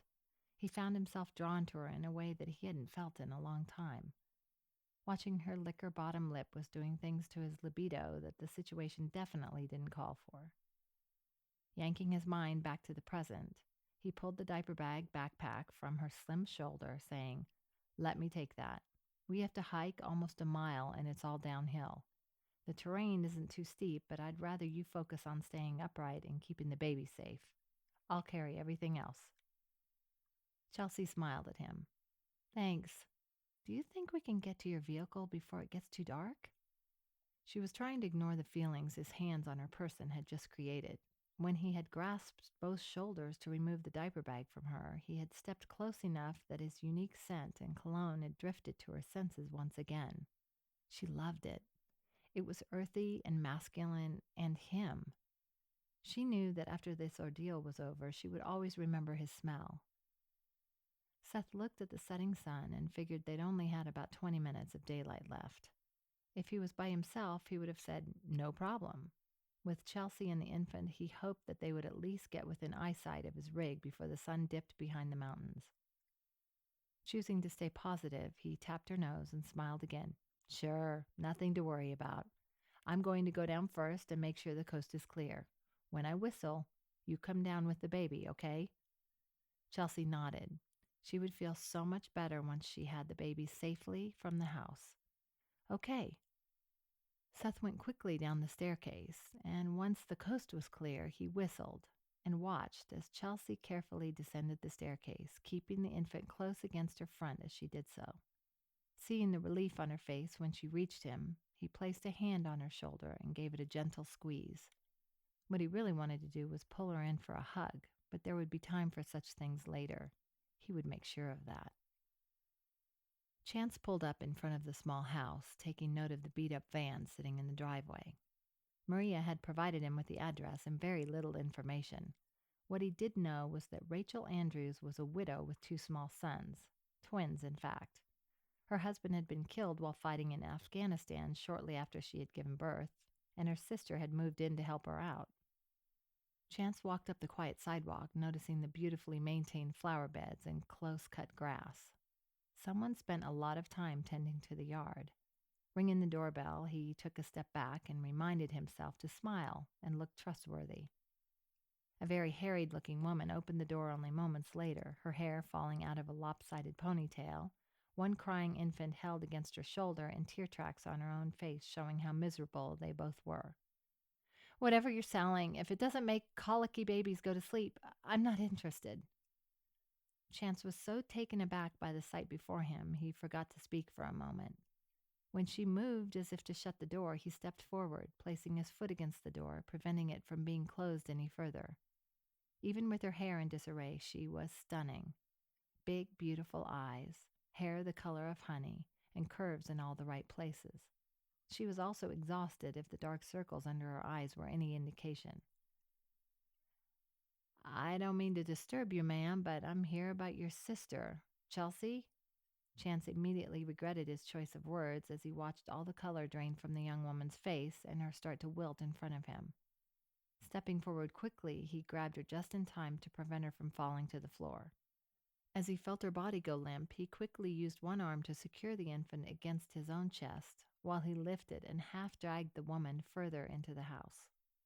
Laying her down on a sofa covered with laundry, waiting to be folded, he then turned the little boy around in his arms and was greeted to the biggest toothless grin he had ever seen.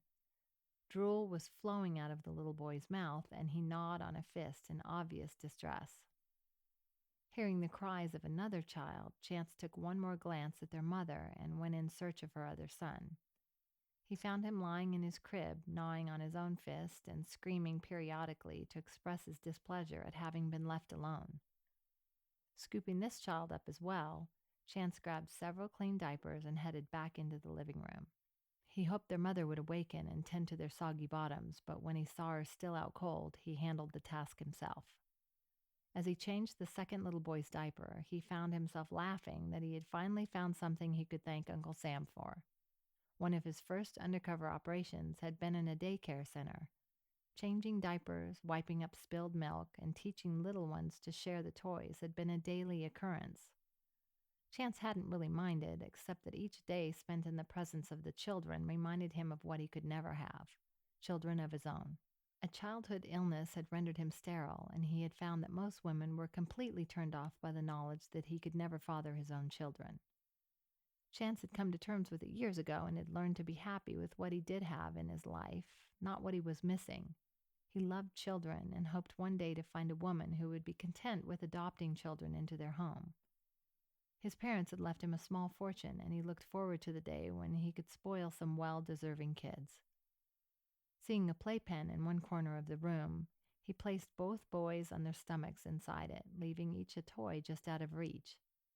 Smiling as they both started trying to scoot their little bodies towards the toys, he turned, intending to awaken their mother to stare into the greenest eyes he had ever seen. It was like looking into a bed of grass, warmed by the sun, and so soft to the touch you wanted to take your shoes and socks off just to feel it against your feet. "Who in the hell are you, and what's wrong with my sister?" Chance watched the eyes grow stormy as she finished speaking and decided that he might want to reevaluate the warmth he thought he'd seen in those eyes. Right now, they looked like they wanted to kill something, and he was the prime target. Chapter 11. Rachel Andrews came awake to see a strange man. No, not strange. The same man who had hinted that something had happened to Chelsea. Letting her vision clear, she felt her anger rise as this same man stood from leaning over her children's playpen. How dare he walk into her home uninvited? "Get away from my kids! Now!" Chance stood to his full height and slowly raised both hands up in a gesture of surrender. He watched the petite woman push herself up from the couch and skirt around him to take up a position between himself and her two boys. He admired her spunk and her dedication to protecting her kids. She was a lioness. Temporarily taken off guard, she had come back fighting mad, willing to protect her kids with her life, if need be. Chance put some more distance between the two of them before saying, "Look, I'm sorry my question earlier caused you to panic." "I did not panic. Who the hell are you?" Rachel was out of patience, exhausted from having dealt with two cranky babies all day long, and now this man had barged his way into her house, changed her kids' diapers, and... Stopping, she reevaluated her kids once again. They had both quit crying momentarily, were both sporting dry diapers, and looked to be fine. Turning back to the stranger, she asked, "What did you do?" Chance watched amazed as the little Spitfire turned into a pussycat. He wasn't sure what had just happened, but suddenly she was looking at him like he was a knight in shining armor. Shaking his head, he said, "I didn't do anything, just changed a couple of diapers." Rachel shook her head. "No, you must have done something. They have been fussing for hours without any sign of stopping. Now they're both content. You must have done something." Rachel looked back at her sons and decided she really didn't care what he'd done as long as her children's safety hadn't been jeopardized. They were quiet, and if she could get him out of her house, she could finally sit down and rest for a few minutes. The boys would no doubt start up again soon. Her sister and the pediatrician both had assured her that the boys' colic would start to disappear as they got older, but after 5 months of inconsolable crying, Rachel was starting to doubt them both. She was so tired. Suddenly, she remembered the reason the strange man had come to her house. Sitting down on the nearest piece of furniture, she braced herself for bad news before looking up at him. She momentarily forgot about her sister as she gazed up into his strong face. He looked so in control. How she longed to feel that way again. It seemed like a lifetime ago when she had felt in control of her world. First, the babies had been born a month early, and then Sam had been killed while deployed. Without Chelsea, she wouldn't have made it. Bringing her thoughts back under control, she took a deep breath before asking, "What's happened to my sister?" Chance saw the exhaustion evident on Rachel Andrews' face. It encompassed her entire body, and he forgot why he was there for a moment. She needed someone to take care of her and her kids. How long had it been since she had gotten a good night's sleep? 1 month? 2? If things were this hectic with 2 little boys, why would her sister take on a 6-month assignment? Why wouldn't she stick around to help out? Nothing that I'm aware of. I need to ask you a few questions about your sister. Does the name Marco Bresci mean anything to you? Rachel cocked her head to the side as she considered the name. The last name seemed slightly familiar, but she couldn't put the pieces together. Shaking her head, she replied, "No. Should it?" Ignoring her question in lieu of his, he asked, "How about Trent or Brianna Caldwell?" Watching her carefully for any reaction or attempt to hide. "You mean the lady that's pregnant? I saw her at the hospital last time I took the boys in for a checkup. She was cutting a ribbon in front of the new wing. I guess she's pretty important." Chance couldn't see any artifice in her face and considered that she was telling the truth. "To her husband, she is. She gave birth to a little girl earlier today." Rachel smiled at the news. "Lucky her." Chance sobered. "Not really." Rachel was caught off guard. "What do you mean? Is something wrong with the baby? I can't imagine that, even though my 2 keep me going 24/7. I was so relieved after they were born and the doctor said they were okay." "The baby is fine. Unfortunately, she's missing." Rachel let that statement sink in. Missing? Like in someone took her from the hospital missing? Chance nodded, again watching her for any reaction. All he saw was deep concern and sadness. "Is that man you mentioned somehow involved?" When Chance nodded again, Rachel started to put the pieces together. "And you think my sister is involved in this?" "I know she is. She was picked up by his limousine several hours ago at her agency. Why would your sister take on a 6-month assignment when she's needed here?" Rachel shook her head. "It's okay. I told her to take it. She's supposed to travel internationally, and she's so good with babies. It was a great opportunity, and she's given up so much to help me and the boys out already. Besides, 6 months isn't that long." "Did she know Marco before taking the job?" Rachel pondered that for a moment. "I'm sure she didn't. She couldn't even tell me where she was going to be staying before she left. She's supposed to call me tomorrow and give me the details." "Do you have any way of reaching her in case of an emergency?" "She does have a cell phone, but I already tried it over an hour ago. I couldn't get the babies to stop crying and was hoping she would have some suggestions. It went straight to voicemail, so she probably has it turned off." Chance didn't like this. Seth was depending upon him to get something useful, and he was coming up with nothing. Taking a business card for MJI from his pocket, he scribbled his cell number on the back and then handed it to her, saying, "Would you please call me tomorrow when you find out where she's staying? It's really important that I speak with her. You could even give her my number and she could call me." Rachel took the card. "Is she in trouble?" "I really don't know. Have her call me, and I promise to do everything I can to help her." Walking towards the front door, he turned at the last moment and offered, "You might try putting some wet washcloths in the freezer and then letting the boys chew on them. It will help the swelling in their gums go down and ease their discomfort." "What?" Rachel looked back at her boys before replying. "They have colic. The doctor assures me that they will grow out of it. I just hope it's soon." Chance smiled. She was so tired, he wondered if he should leave her alone with the boys. She hadn't even realized that their fussiness was because they were both cutting several teeth. "Just give them washcloths. They're not colicky, they're teething." Rachel turned and stuck a finger in both boys' mouths, amazed at the sharp little ridges she felt on their swollen gums. Smiling for the first time today, she turned back to thank the man, only to find he had already let himself out of the house, quietly shutting the door behind him. She was sadly disappointed and quickly looked at the card. He had left his phone number, but not his name. Her knight in shining armor had just disappeared, and she hadn't even had a chance to thank him. Chapter 12. Trent. Trent heard the soft voice and turned from where he stood by the hospital window. Bree, how are you feeling, baby? Seeing the tears well up in her eyes, he hurried around the bed to take her into his arms, being careful of her recent stitches. Where is she? Brianna sniffled, wanting to hold her baby so badly. She had dreamed of holding her child from the first moment she had felt her move. And now, because Marco couldn't accept his daughter's death, she might never get to hold her. Shush. Sean and his team are working on several leads right now.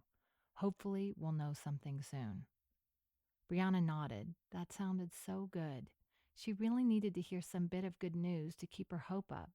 Tipping her head up, she looked at her husband and was so grateful for his strong support. He was her rock. I was thinking, she began. Trying to lighten the mood, Trent replied, Uh-oh, that's not normally a good thing. Brianna smiled at his jest. Well, it is this time. I was thinking that maybe we should decide upon a name. We can't keep calling her baby, and maybe if we put forth some positive energy, she'll be returned to us faster. Trent hugged her close and then tipped her chin up, taking her mouth in a slow kiss. He tried to offer her comfort and peace. He let his tongue stroke her gently before pulling away and giving her one of his secret smiles. You, my dear wife, are brilliant. Let's give her a name. What did you have in mind? Brianna told her pulse and her libido to settle down. She had just given birth, had her stomach cut open, and her child stolen. Yet, one kiss from her husband and she was wishing for a lot more. Pulling herself from those pleasant thoughts, she started going through a list of names they had placed on their short list. Well, we had narrowed it down to Amanda, Michelle, Cadence, and Rebecca. Trent nodded his head. I remember. Do any of them feel right to you? Brianna shook her head. Not really. In fact, right now I don't like any of them. She was disgusted with herself. How hard could it be to pick out a baby name? How about we scrap that list and start again? That sounds good. Can I see her again? Brianna asked. Trent took out his phone and pulled up the picture of their daughter, the only one they possessed.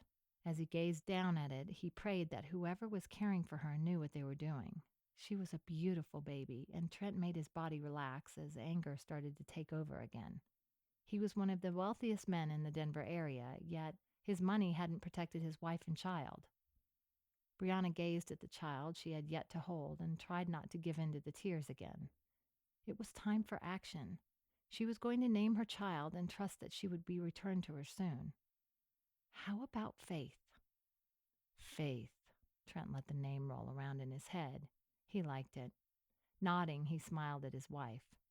Faith sounds good. Faith Caldwell. It's perfect. Kissing Brianna on top of her head, he snuggled her close against his side as they both looked at the picture of their daughter, Faith Caldwell. Marco waited anxiously for the satellite phone to connect. They were somewhere over the Atlantic Ocean presently, but he needed to hear from Bruno or Mrs. Panturo that the Caldwell baby was still in good health and that the nurse hired to care for her was working out. While he waited for the phone to connect, he thought about the conversation he had had with Brianna. She had sounded so heartbroken. He hadn't realized that she'd not even held her daughter.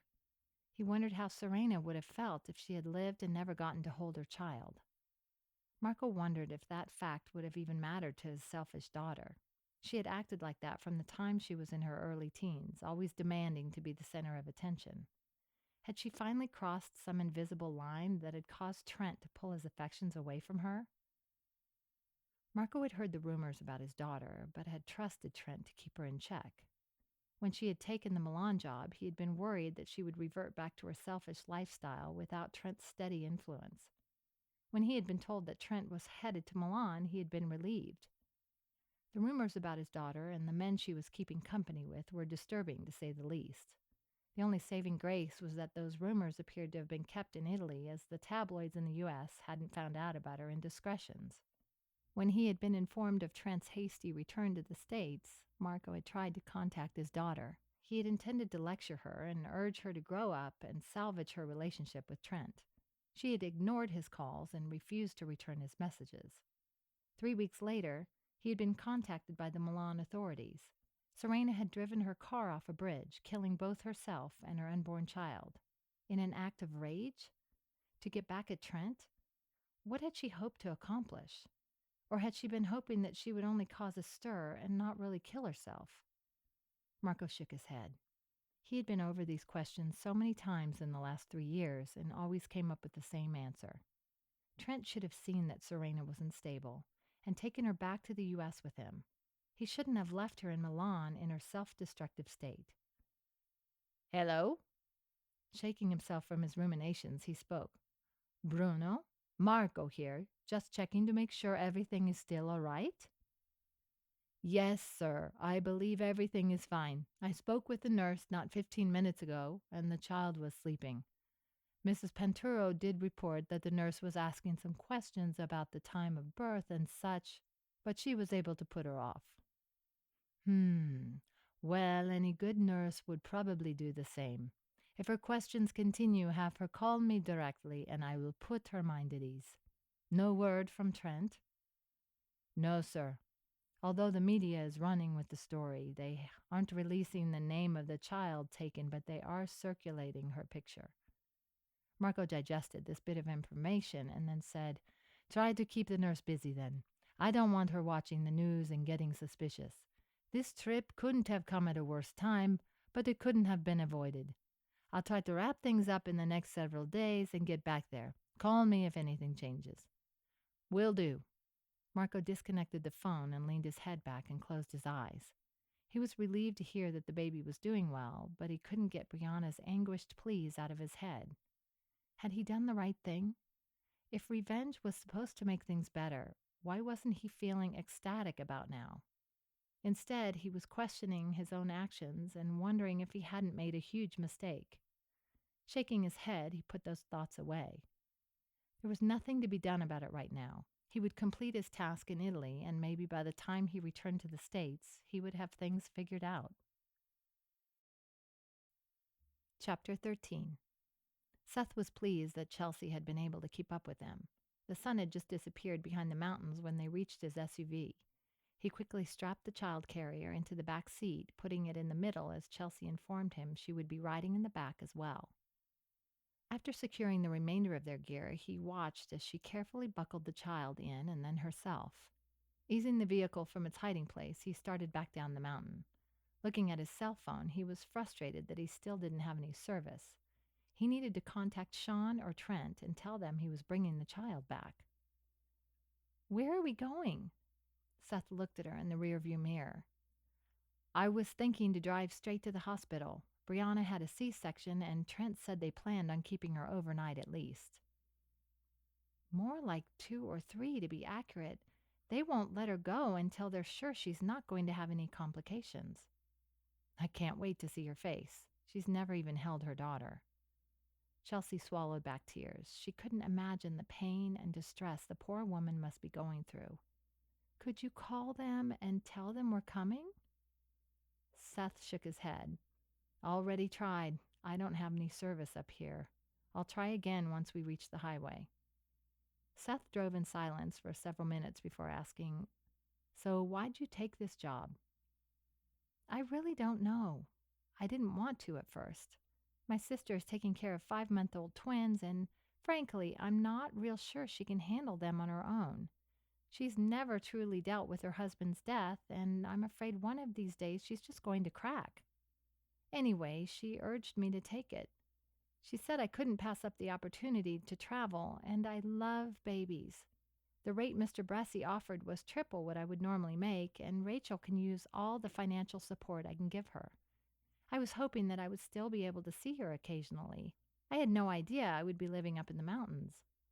"How did you get up here?" "A limousine picked me up at the agency earlier today. I have to admit, I was so caught up in looking at the vehicle, I didn't even realize where we were headed until the driver pulled off the highway." "Were you scared?"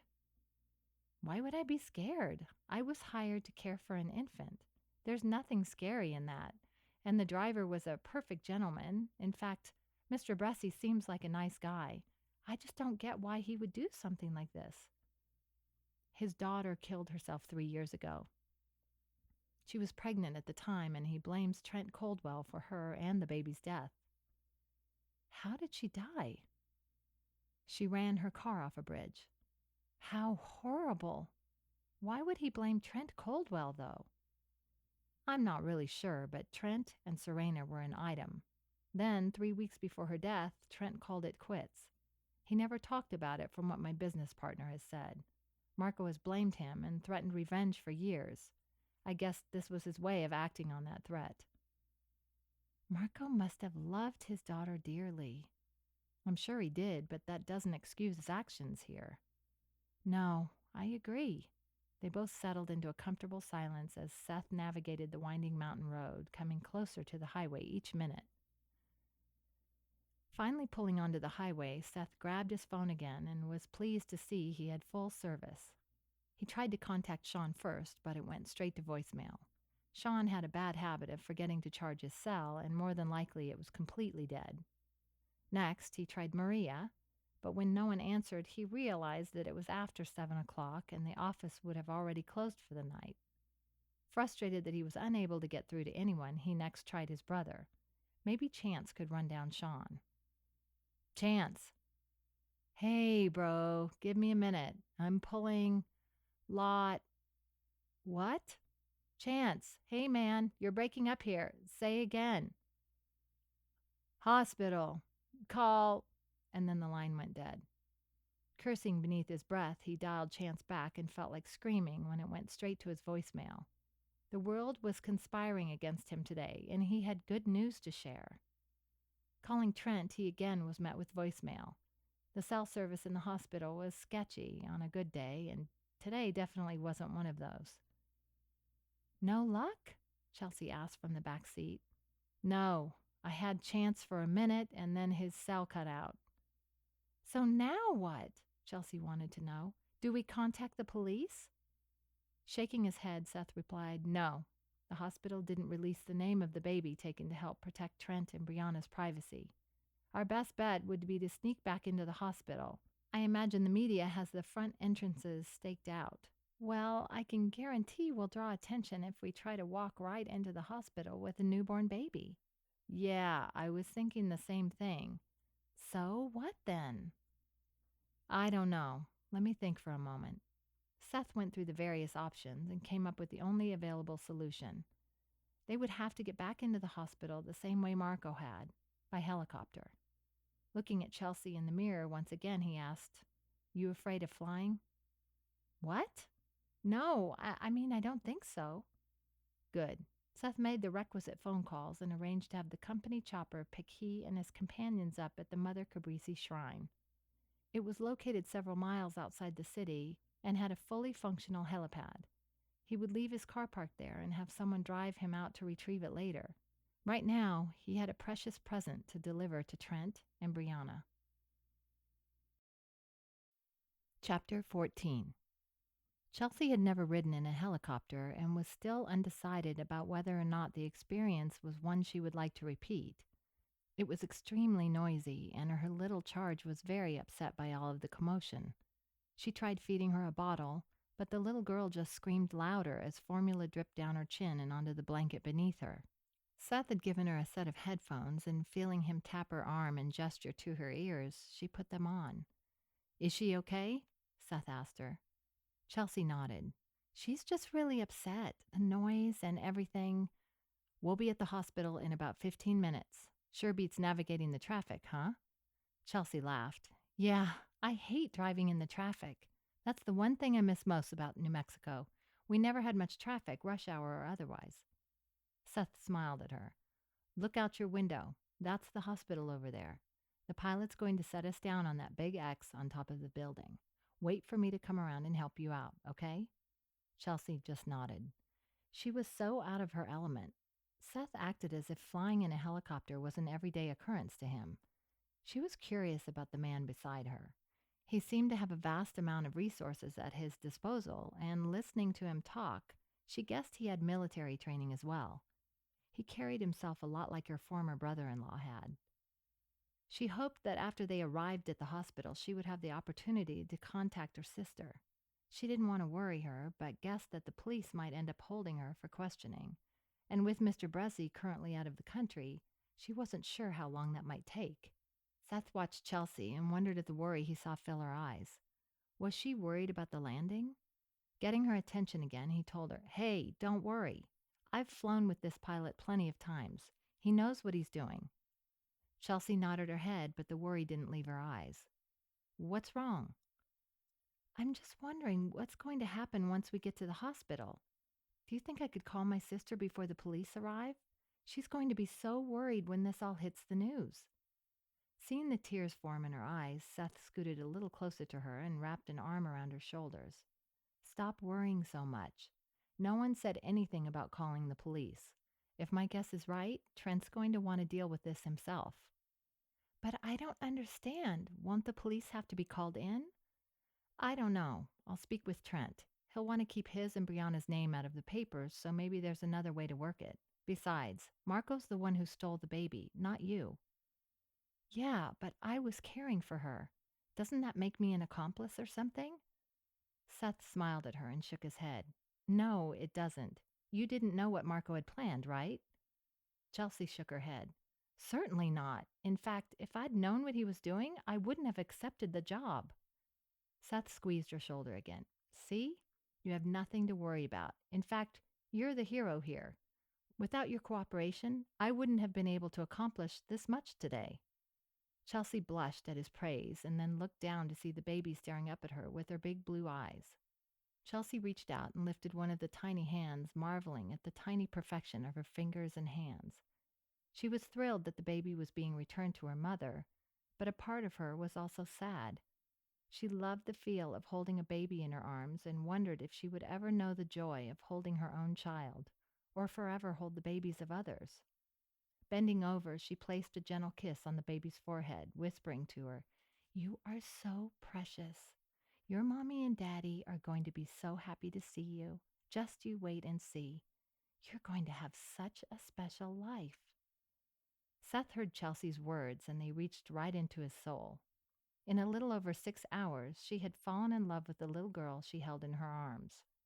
He heard the longing in her voice and vowed that after this situation was resolved, he was going to take her someplace and get to know her a little better. He wasn't quite sure what it was about her that spoke to him, but he wasn't going to let this opportunity pass him by. Maybe she was what he had been looking for. Chance exited the elevator onto the maternity ward and made his way towards the Caldwell room. Entering with a rap of his knuckles on the door, he saw Trent sitting beside Brianna in the bed, both of them looking at something on his phone. "Hello?" Trent glanced up and smiled when he saw Chance enter. He had only been working with Sean and Seth for a few months, but was already an integral part of their business. "Hey, man. Tell me you have good news." Chance smiled at Trent and then addressed Brianna. "How you holding up, Mama?" Brianna gave him a tremulous smile, attempting to put on a brave face. "I'm hanging in there. Have you found her yet?" "Not exactly. I just came from the house where we think the nurse who was hired to care for your daughter lives. Her sister was there and said that Chelsea, that's the nurse's name, promised to call her tomorrow and tell her where she was staying." "Tomorrow? Couldn't she call her today?" Trent demanded. Tomorrow seemed like a lifetime away. "She already tried. The sister has her phone turned off. Rachel's supposed to either call me tomorrow or have her sister call me. Anyone heard from Seth? He tried to call me when I was entering the hospital, but the reception was bad. I tried to call him back, but the call wouldn't connect." Trent pushed his hands through his hair and stalked to the window. It was getting dark outside, and his daughter was out there somewhere, with a stranger. "Trent?" Brianna queried, worried that Trent was ready to explode. He had been so strong for her today, but she knew that his inner alpha male was screaming to get out. Unfortunately, the man who deserved to encounter that part of Trent's personality was an ocean away. Chance watched Trent and sympathized with his attempt to control himself. Trent was a very powerful man and used to making things happen in his time frame. Being at the mercy of others had to be hard to swallow on his best day. "I haven't heard from anyone for several hours now. Sean stopped by here and told me that Marco definitely left the States alone. He also said that Seth was checking out a lead on a potential residence Marco had nearby. Maybe Seth was calling about that. Maybe, Chance agreed while nodding. In fact, he just bet that was what Seth had been calling to tell him. Maybe I ought to find some place in this hospital with cell service and see if I can get him back. Last time I talked to him, he was getting ready to approach the residence on foot to see if he could confirm your daughter's presence there.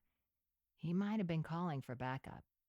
Brianna looked so hopeful, he prayed he wasn't going to be the one to disappoint her with bad news.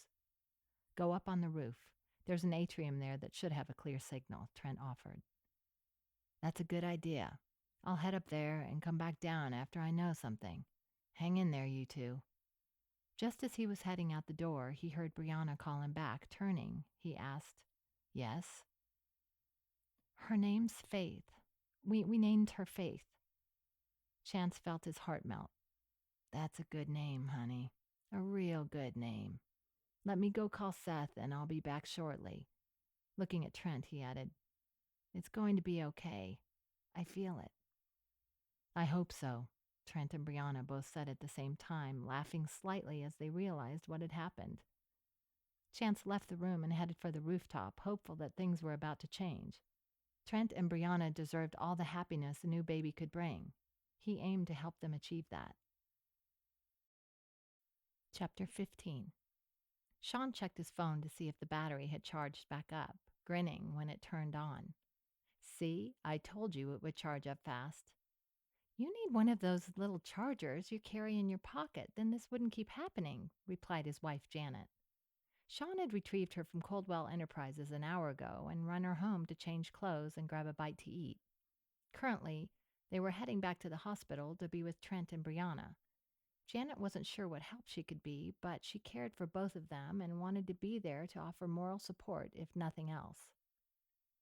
So you keep telling me. Let's go, Sean stated as he headed for the garage, checking to see if he had any messages as he went.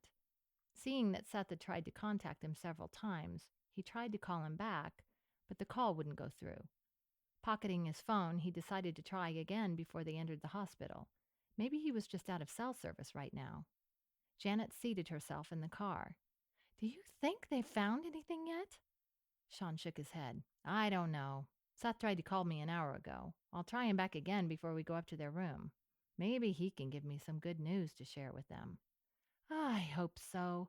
I can't imagine what Brianna is going through. Trent either. They're doing okay. They have each other and that bond is strong. They're going to get through this and we're going to find their daughter. Janet smiled at him but said nothing. She was always so supportive and he admired the way she could offer her strength without saying a word. She would make a wonderful mother one of these days. Maybe after this ordeal was over, he would broach that subject again. All of this talk about babies was making him wish to hold one of his own. Sir, the pilot said, trying to get Seth's attention. Yeah?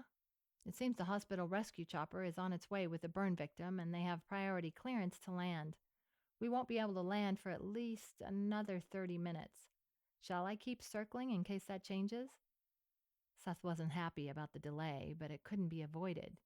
He and Chelsea were safe, the baby was comfortable and well cared for, and they had plenty of fuel.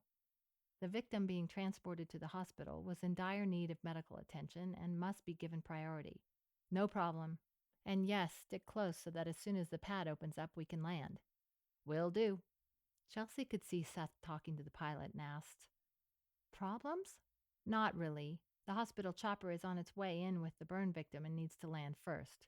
We may have to wait for a bit, but we'll land as soon as we can. Okay, I really don't mind. Now that I'm not afraid of crashing, it's actually somewhat nice up here. I can see so far. Yeah, it's pretty amazing. He saw her try to hide a yawn, and he realized the events of the last few hours were taking their toll on her. Why don't you close your eyes and rest for a bit?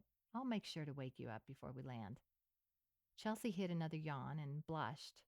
She had been hoping to hide how tired she was from Seth. She had thought about closing her eyes on the drive back into town, but hadn't wanted to seem like she was taking advantage of him. Nodding, she settled the baby more comfortably in her arms and closed her eyes. A little rest would hopefully help her regroup for the coming questions she was sure to be bombarded with once they arrived at the hospital. Seth watched her close her eyes and grinned. She was really cute. He definitely planned on getting to know her better. Maybe she would let him cook her dinner. He wasn't up for the restaurant scene, and they both needed to eat, and hospital food was not what he considered real food. Planning in his head, he quickly took a survey of his fridge and decided that pasta would fit the bill. They would deliver the baby to Trent and Brianna, and then he would whisk her away to his condo. Over pasta, he would get to know her better and hopefully the promise of a real date the following night. Pleased with his plans, Seth sat back and let his eyes wander over the horizon. What had looked like a disastrous day was working out very well, and with nowhere to go but up. Chance exited the elevator on the rooftop level and walked towards the big wall of windows overlooking the city. Trying to connect a call to Seth again, he waited, watching one of the hospital helicopters land and a flurry of medical personnel exit the hospital, stretcher in tow. The call failed to connect, and he tried again, watching as a patient was moved from the helicopter to the hospital stretcher, and then, personnel moving quickly, ushered the patient into the hospital. He hoped that whatever was wrong with the patient would quickly be dealt with, and watched as the chopper lifted off, headed no doubt to rescue yet another soul in desperate need of medical attention. Turning away from the helipad, he once again listened as the call failed to connect. Walking to the other end of the small room, he tried once again, hoping for better cell service on the other side of the building. Seth had tried to call him for a reason, and he couldn't imagine going back downstairs without some sort of news for Trent and Brianna. Chapter 16. Sean tried to call Seth once again, only to have it go straight to voicemail this time. Maybe Seth's phone had died, or he had turned it off for some reason. Figuring that if Seth really needed to contact him, he would have called him at home, he pocketed his phone and ushered his wife into the hospital. Janet had been strangely quiet for the last part of their drive, and he was growing concerned that the emotions surrounding the baby's disappearance were getting to her. He hoped she could keep it together. Trent and Brianna were putting on a brave face, and he hoped that Janet could do the same. Exiting on the maternity floor, he directed Janet to the correct room, waiting for her to enter first. As Janet entered the room, she was aware that this should have been a happy visit, and instead was one filled with uncertainty and fear. When Brianna saw her and started crying, Janet hurried to her bedside, taking her carefully into her arms and hugging her tight. Starting to cry herself, the two women found solace in each other's embrace, letting the emotion of the day flow away. Sean gave Trent a questioning look, but Trent just shook his head. Gesturing for Sean to follow him into the hallway, he asked, "Any news?" "No. Seth tried to call me about an hour ago, but my phone was dead. I've tried to call him back several times, but it either doesn't connect or goes straight to voicemail." Chance had the same problem. He went up to the rooftop to see if he could find better service. He should be back down shortly. Any idea where Seth was headed? "Up into the mountains above Morrison. Marco has a residence there, complete with a helipad. Seth should have done his recon already and knows something by now. I guess we'll just have to wait for him to contact us again." Trent cursed beneath his breath. "You know how I feel about waiting, right? Why don't we just take my chopper up there and demand entrance? Marco's headed to Italy, so there's not much he can do about it." Sean nodded. "Believe me, I've already thought about it. But we don't know who has the baby or what they're capable of. Whatever we do, the safety of your little girl has to come first." "You're right. I hate this." Trent paced the hallway, frustrated, angry, and fighting off a sense of despair that kept threatening to consume his thoughts. They would find his daughter, and it would be soon, he hoped. "Sir, we've been given clearance to land." "Great." Turning to Chelsea, he tapped her on the shoulder. "We're landing." Sitting up, she rubbed the sleep from her eyes, anxious to reunite the baby with her parents, but dreading what might come after that. Seth had assured her that the parents would want to keep the police out of it, but she wasn't convinced. "Remember, let me come around and help you out. The pilot can't turn off the rotors, and I don't want you to get blown away." Chelsea nodded, watching as the roof of the hospital came closer and closer. The landing went smoothly, and before she knew it, Seth was helping her from the chopper, keeping hold of her arm and running with her towards the doors that led into the hospital. Entering a wide-open area, she glanced around and saw that the room only held one other occupant. Maybe Seth's plan to take the baby down to the parents' room before notifying the hospital or authorities would work after all. Switching the diaper bag to his far shoulder, Seth wrapped an arm around Chelsea's shoulder and asked, "Is she okay?" Chelsea peered down at the blanket-covered baby, relieved to see that she had managed to sleep through most everything. Smiling up at him, she replied, "Yeah, amazing she could sleep through all of that." Seth laughed.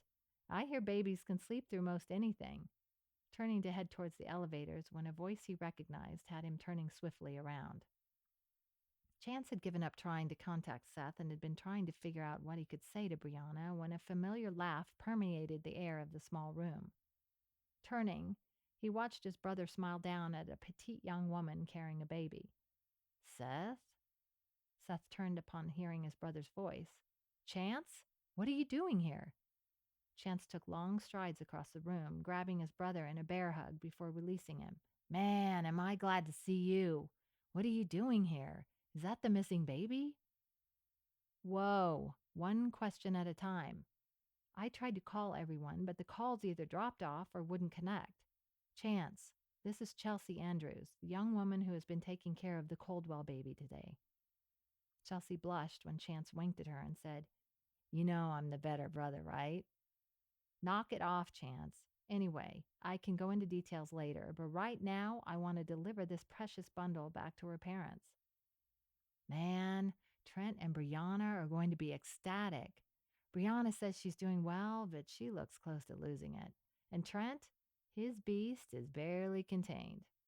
Seth nodded. "Let's go. Chelsea, no matter what anyone says, I want you to know how much I appreciate everything you've done today. Let me tell you what's going to happen so that you don't worry, okay?" Chelsea nodded, trusting Seth to deal with everything. "Okay. We're going to head downstairs, and you're going to present little Miss Caldwell." "Faith." "What?" Seth asked his brother, frowning at him for interrupting him. "They named her Faith." Chelsea smiled and whispered to the infant in her arms, "Did you hear that? You have a name. Faith Caldwell." Kissing the baby on the forehead, she looked up to see both men looking at her with warmth and admiration in their gazes. Blushing again, she asked Seth, "You were saying?"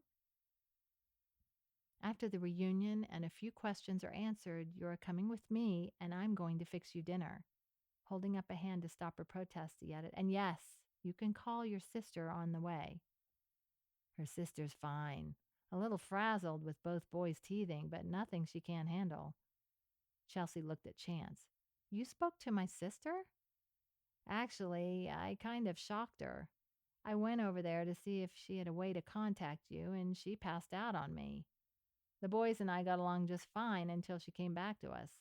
They're both teething something fierce. Anyway, after realizing that she couldn't help, I headed over here." "Is she really doing okay?" Chelsea asked. Her sister had looked so tired when she had left around lunchtime that she had almost called in and canceled this job. Now she was glad she hadn't. It had been her pleasure to help return this precious little girl to her parents. Turning back to Seth, she just raised an eyebrow at him. "What comes after dinner?" Leaning down to whisper directly in her ear, "Well, I was thinking maybe we could explore this attraction you seem to have for me." Watching the blush rise in her cheeks, he chuckled and tucked a loose piece of hair behind her ear. Her ponytail was in need of fixing, but he had refrained from remarking on that fact. He looked forward to releasing it from the clips that held it up and letting his hands run through her golden tresses.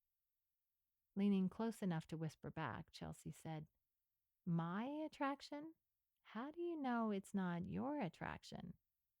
Leaning down again, he let his lips brush her ear as he answered, "Believe me, it is. I just wanted to make sure you recognized that tingly feeling for what it was. I wouldn't want you to mistake it for something else." Chelsea blushed again and ducked her head. Her inexperience with men was coming out in a nervousness that she didn't normally have to deal with. Looking at him from underneath her lashes, she honestly answered him, "That sounds good." Seth looked at her for another moment and then straightened, propelling her towards the waiting elevator, his brother bringing up the rear. The sooner they returned this baby, the sooner he could make good on his promise. By the time he drove Chelsea home tonight, she would have no doubt about his attraction to her. Chapter 17. Chance asked to go in first, being that he wanted a front row seat when Seth and Chelsea entered with the baby in tow. Chelsea had insisted that they stop and change the baby's soggy diaper before heading towards the Caldwell room. Chance had located an empty room, and the task had been taken care of quickly and without anyone the wiser. Chance pushed the door open to see Brianna drying her tears, along with Janet, who seemed to be as upset as Brianna was. Brianna smiled at Chance through her tears. "Did you get a hold of Seth?" Chance replied, "I couldn't get the call to go through." Seeing Trent's look of frustration, echoed by Sean, he hurried to reply, "I did actually find something out, though. Hang on a sec." Stepping towards the door, he gestured to Seth and Chelsea and bid them enter the room. Chance quickly stepped back, not wanting to miss the reaction on either of the Caldwells' faces when they saw their daughter. Seth held the door open and followed Chelsea inside. He knew she was nervous of her reception, but it couldn't be helped. She was responsible for helping return little Faith to her parents, and it was only right that she be the one to place the baby in her mother's arms. Brianna watched as Chance opened the door and spoke to someone waiting in the hallway. When he stepped back, she watched as a young woman entered, carrying a baby. When the woman walked to her and handed the baby into her waiting arms, Brianna was so overcome with emotion, all she could do was smile down at her daughter and cry. Trent saw the young woman enter carrying a baby and started towards her, only to stop at a look from Seth. Somehow, Seth had located his daughter and returned her to him. He wasn't sure who the young woman was, but right now he didn't care. Joining his wife at her bedside, he reached out a finger and ran it down his daughter's cheek. She looked perfectly fine and no worse the wear for her ordeal. Looking up, he saw tears running down the unknown woman's cheeks and watched as Seth pulled her away and into his arms. Sean was holding his own wife, who was drenching his shirt front with happy tears and just rolled his eyes at the grin Chance bestowed upon them all. He was so happy it was sickening. After several minutes, Sean nodded his head towards the door to the men in the room. Carefully extricating themselves from the women, intent on washing their clothing with their tears, they adjourned to the hallway. "Somebody want to explain to me what just happened in there?" All eyes turned towards Seth, who grinned before replying, "I do believe we just reunited a lost little girl with her parents." "I assume she was at Marco's residence?" Trent inquired. Seth nodded. "Yeah, Marco hired Chelsea from a nurse-for-hire agency that Maria tracked down earlier. She caught me lurking around outside the house and came to investigate. Evidently, she was already having doubts about the baby, and no one in the house would answer her questions." "Was she not aware that a baby had gone missing?" Seth shook his head. "Not until I had her turn on the local news. It was simple enough after that. She packed up some stuff for the baby and walked back to my SUV with me. When I couldn't reach anyone by phone, I called for the chopper and had them pick us up just at Mother Cabrisi's. We flew straight here." Trent shook Seth's hand and then pulled him into a one-armed hug. "I can't thank you enough." Seth returned his hug and congratulations from both Sean and Chance. "So how do you want to play this thing going forward? Chelsea's really worried about having to answer to the police." "No police. Brianna's been through enough." Trent wasn't having his new family put through the media machine. "I agree, but how do we explain the baby's return? And the hospital has to have something to tell both the media and the authorities." Sean was quiet for a minute before he glanced Stephanie Balkins coming down the hallway towards them. "I have an idea." When all three men looked at him, he addressed Seth. "Get Chelsea out of here and keep her quiet until tomorrow. It looked like you two got pretty cozy this afternoon, so that shouldn't be too much trouble." Addressing Chance next, "You need to go back to the sister's house and do the same. I don't want the media to learn of either one of their involvement in this case. I'll handle things on this end and let you know when everything's settled." Seth and Chance both nodded, not questioning Sean's expertise. He was a master at spinning believable tales and hadn't failed yet. Turning to Trent, he advised, "Go spend some time with your little one. I'll go speak with the nurse and let you know when everything's in place. Feel like making a sizable donation to the new wing?" Trent grinned. His wealth came in very handy at times like these, and he figured a large donation was going to ensure several key people's silence on how his daughter miraculously was found. "You know it. Whatever you need, it's yours." "Okay. Everybody head out and watch the 10 o'clock news. That gives me about 2 hours, which should be plenty of time to put everything in place." Chapter 18. Seth had re-entered the hospital room to find Chelsea talking with Janet and Brianna like long-lost friends. After ushering her out of the hospital, Chance had dropped them off at his condo and headed over to her sister's place. Chance had informed him that he wasn't going to worry about watching the news and that Seth should just call him tomorrow when things were all settled.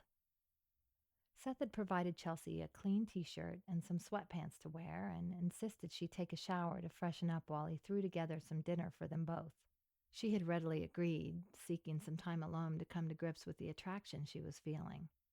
After showering, Chelsea donned the t-shirt Seth had left for her and then the sweatpants, laughing at the picture she made in the mirror. The pants were almost a foot too long and so big around the waist there was no way she would be able to keep them up. Seeing that the t-shirt fell almost to her knees and covered just as much as a shorter dress, she opted to leave the sweatpants lying on the bed when she went in search of Seth. She found him tossing the salad and dishing up pasta into 2 bowls in the kitchen. The smells were wonderful, and Chelsea realized she was really hungry. Sitting down, she watched him finish preparing their plates and then join her. When he bent over, placing a kiss upon her lips before taking his own seat, she wondered how she was supposed to eat when the breath seemed to be caught in her throat. She had never felt this way and was having trouble handling her hormones, on top of everything else that had happened today.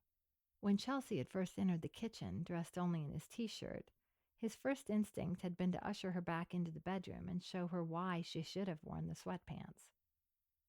His body had instantly hardened and he had turned away, adjusting himself and hoping that she wouldn't pick up on how badly she was affecting him.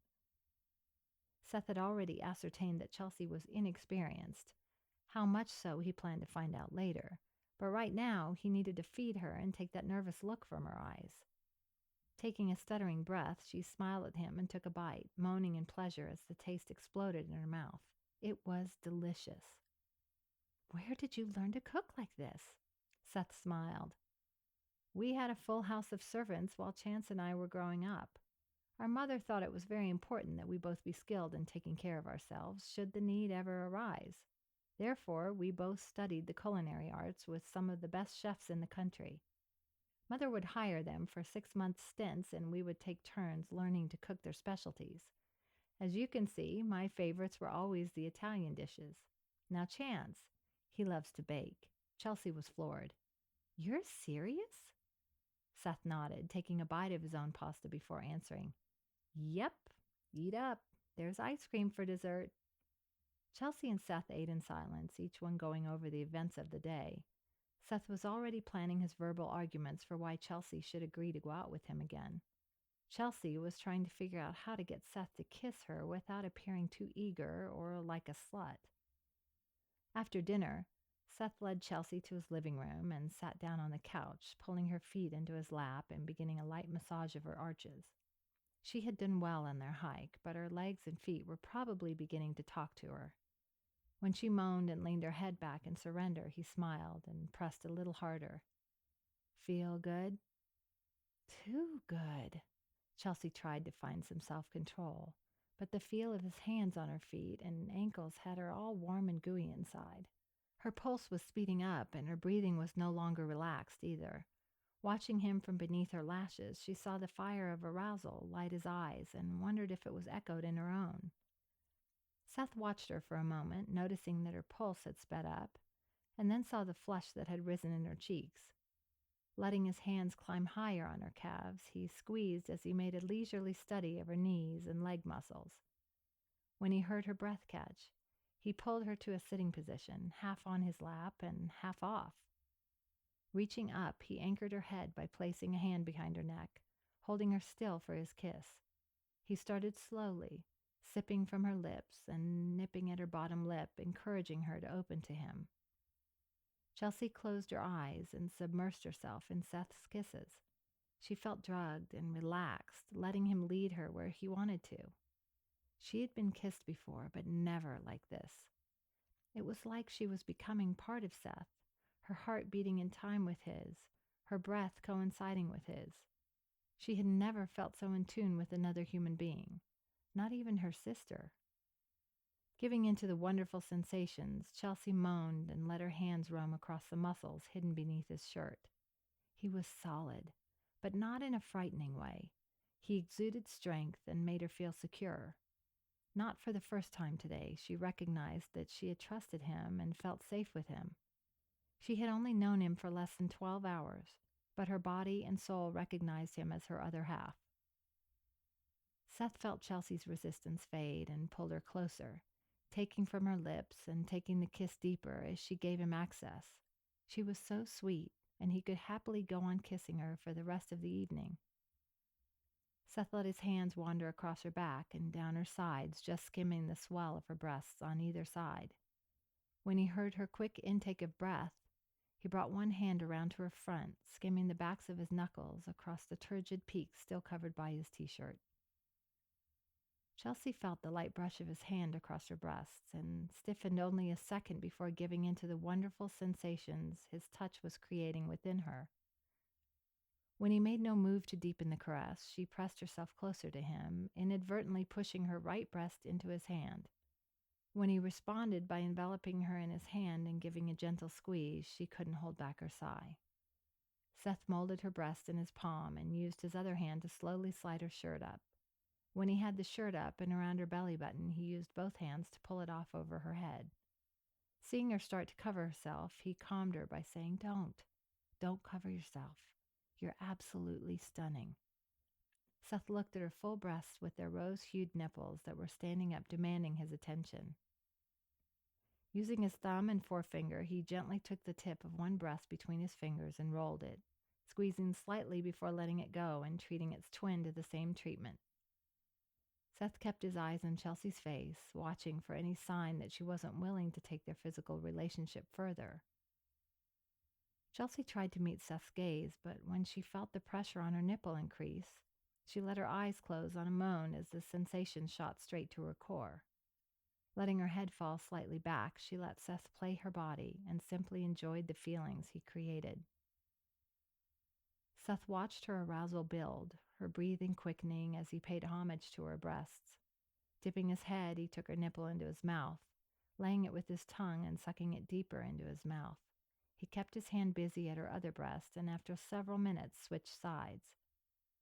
Chelsea let him play, but after he had treated both of her breasts to the delicious sensations, she pushed against him, wanting to feel the muscles of his chest without his shirt impeding her touch. Pulling at the waist of his shirt, he took the hint and leaned back. Reaching behind his head, he pulled his shirt over his head and then removed it from his arms. Chelsea stared in wonder as his tanned skin was revealed. A thin line of hair started just below his muscled pecs and disappeared beneath the waistband of his jeans. She let her hands follow the line down, stopping when she reached his pants. When Seth sucked in his breath, giving her ample room to reach beneath the waistband, she let her fingers dip beneath it momentarily before then moving back to his shoulders. When she squirmed, trying to get closer to him, he pulled her across his lap, anchoring a thigh on each side of his own so that she straddled his lap.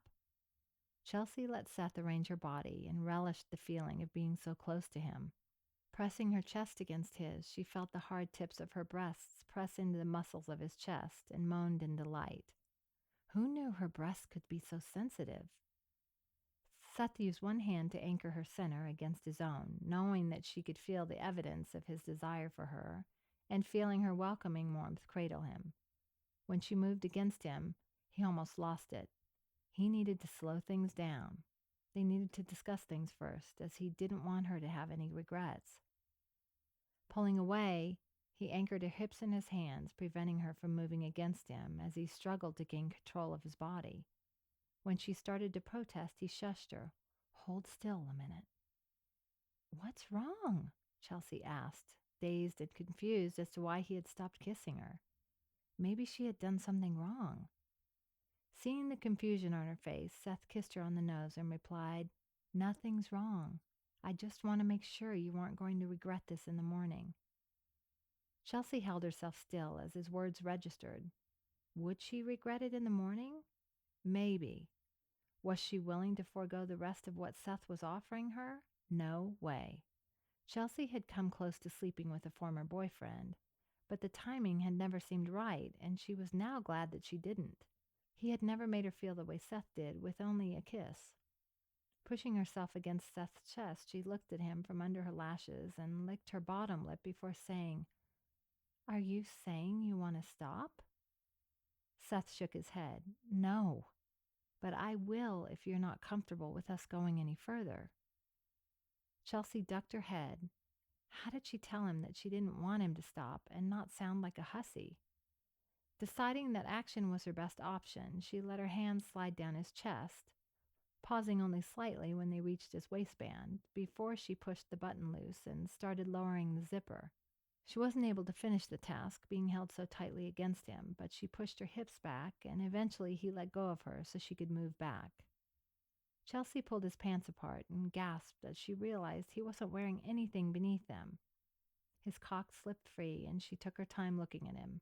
When she touched a finger to the smooth head, Seth released a groan and quickly pulled her hand away. He was on edge and wanted to make sure she enjoyed their first time together. Finishing like a green youth would not only be embarrassing, but would have Chelsea wondering if she had been right to trust him to take care of her. "Did I do something wrong?" Chelsea asked, wondering why he had pulled her hands away so quickly. "No, sweetheart. You did everything right. But I'm too close right now. If you touch me, it will be all over before we even get started." Seth laughed at his predicament, not sure when things had gotten so out of control. Chelsea gave him a small smile, and he grinned back at her. Taking her mouth in another searing kiss, he drove her arousal back up, using his hands to touch every part of her. He made a study of her back, learning the location of the dimples located at the bottom of her spine, before letting his hands mold the firm globes of her bottom. "Tell me what you're feeling, Chels." "Good. Warm. Needy, like I need to be closer to you." Hearing her words only confirmed what Seth had suspected. Wanting confirmation, he asked, "Chels?" It took several seconds before Chelsea resurfaced and realized he was waiting for her response. "Huh? Have you ever done this before?" Smoothing his hands up and down her back, he waited for her to answer. When it came, he was both elated and nervous. Chapter 19. Chelsea took a breath and then mumbled, well, not exactly. "Chels, I think it's a yes or no question." Chelsea swallowed. She didn't want him to stop, but she also didn't want to lie to him. Shaking her head, she watched him to see if he was going to pull back from her, and then smiled in relief when he didn't. "Good to know. Do you trust me?" "You know I do. I wouldn't be here if I didn't." Tipping her chin up, he asked, "If I take you to bed tonight, you're not going to regret it in the morning?" Chelsea thought for a moment, and then she shook her head. "No." Seth looked into her eyes, judging for himself if she was telling the truth. When he didn't see any indication that she was feeling pressured to continue, he pulled her to him, anchoring her core against him with one hand at her lower back and the back of her head with his other. Taking her mouth in a devouring kiss, he let his tongue tangle with hers, only letting up when she started squirming against him once again. Pushing her off his lap, he quickly removed his jeans before sitting back down on the couch. He briefly thought about taking her to his bed, but there would be time for that later. Fishing a condom from his wallet, he quickly donned it, protecting her not an option. He was a large man, and being as this was her first time, he was determined to make sure she only felt pleasure. Giving her control of the penetration would ensure that outcome. Pulling her back over his thighs, he helped her straddle his legs once again. Sliding her knees forward, he felt her quick intake of breath as his hardness met her welcoming warmth. Chelsea felt Seth for the first time and immediately wanted more. Kissing him, she let her hands wander to his shoulders, rising slowly up on her knees. Seth held her hips and then, holding himself with one hand, guided her back down to where he was poised at her entrance. Watching her, he whispered to her, "You're in control. I don't want to hurt you. Take me into you, but go at your pace." Chelsea slowly let herself lower onto his hardness, overwhelmed as the new sensations took over. When she met a slight resistance, she started to push down against him, but he gripped her hips and held her still. Opening her eyes to look at him, she watched him lower his mouth to her. Seth took her lips, and when he felt her start to fight his hold on her hips, he drove his hips up, breaking through the thin barrier and sinking deep into her core. Pulling her fully against him, he held her still and whispered, "Shh, there's only pleasure from now on."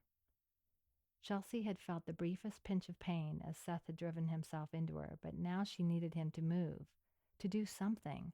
"Seth, just give it a minute." Chelsea shoved against him, looking him in the eye. "I don't want to. Move, please." Seth grinned at her, happy to comply.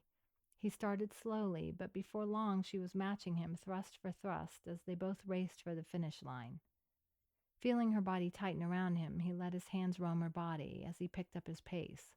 Chelsea felt her body explode as if a firecracker had gone off inside of her. She heard someone yell, and only when Seth echoed her shout of pleasure did she realize the noise had come from her. Too satiated to feel embarrassed, she let herself go limp against his chest, marveling at the peace which settled over her like a warm, fuzzy blanket. Seth hugged her close to him, letting his pulse normalize, and coming to terms with the fact that making love to Chelsea was 1,000 times better than with anyone else. They shared a connection that was unique and just as rare. "You okay?" he asked. Chelsea could only nod, not wanting to disturb the moment with talking. When Seth pulled her closer and hugged her to himself, she sighed into his chest, closing her eyes and let her mind float. So many things had happened today. She couldn't even begin to process them all. After a while, Seth stirred. "Sweetheart, you need to let me get up." He lifted her off his lap before heading to the bathroom to clean up. He brought a warm towel back and cleaned Chelsea up as well, grinning at her attempt to block him from his task while she blushed. Tossing the towel towards the bathroom, he settled back down on the couch and pulled her against his side, nuzzling her neck and placing gentle kisses beneath her ear. "Chels, I want to take you to bed right now and start all over, almost more than I want to breathe." Chelsea looked up at him and queried, "So, what's stopping you?" Seth gave her a kiss on the nose before answering, "You are. You're too tender to go again tonight." Chelsea was a little tender and decided to trust him on this. "Okay." "It's been a long day," Seth began, glancing at a nearby clock. "The evening news is about to come on as well. I suggest we watch the news and then get some much-needed sleep. Tomorrow, I'll take you home and we'll decide where to go from there." Chelsea smiled at Seth. "You mean you don't have it all planned out?" Seth, "Sure, you want me to answer that? I'm trying to give you some space here." "Space?" "Sure, a lot has happened today. I just want to make sure you have time to process everything, to decide if you really want to see me again." Chelsea thought about that before asking, "And if I decide I don't want to see you again?" "Well, now, that would definitely not be in line with where I want our relationship to go, so I would have to alter my tactics until you changed your mind." "What if I didn't change my mind?" "You would," Seth answered, confident as to where their relationship was going to end up. "So you really do have it all planned out, huh?" "You betcha."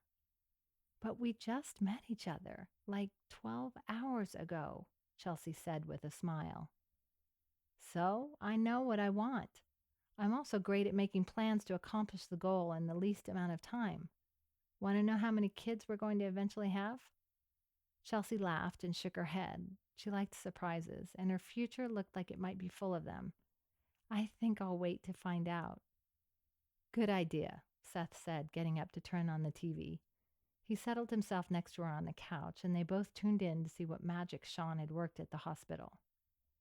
And now for our top story. In a surprising turn of events, the baby that was abducted from Denver General Hospital earlier today has been returned to the hospital. Earlier this evening, the head neonatal nurse, Mrs. Stephanie Belkins, received a phone call that she was needed at the night delivery door to sign for some supplies. When Mrs. Belkins arrived at said location, she found the missing child wrapped in a blanket inside a child carrier with a note attached apologizing for the misunderstanding. Apparently, a man suffering from Alzheimer's had wandered into the hospital and believed he was there to see his grandchild.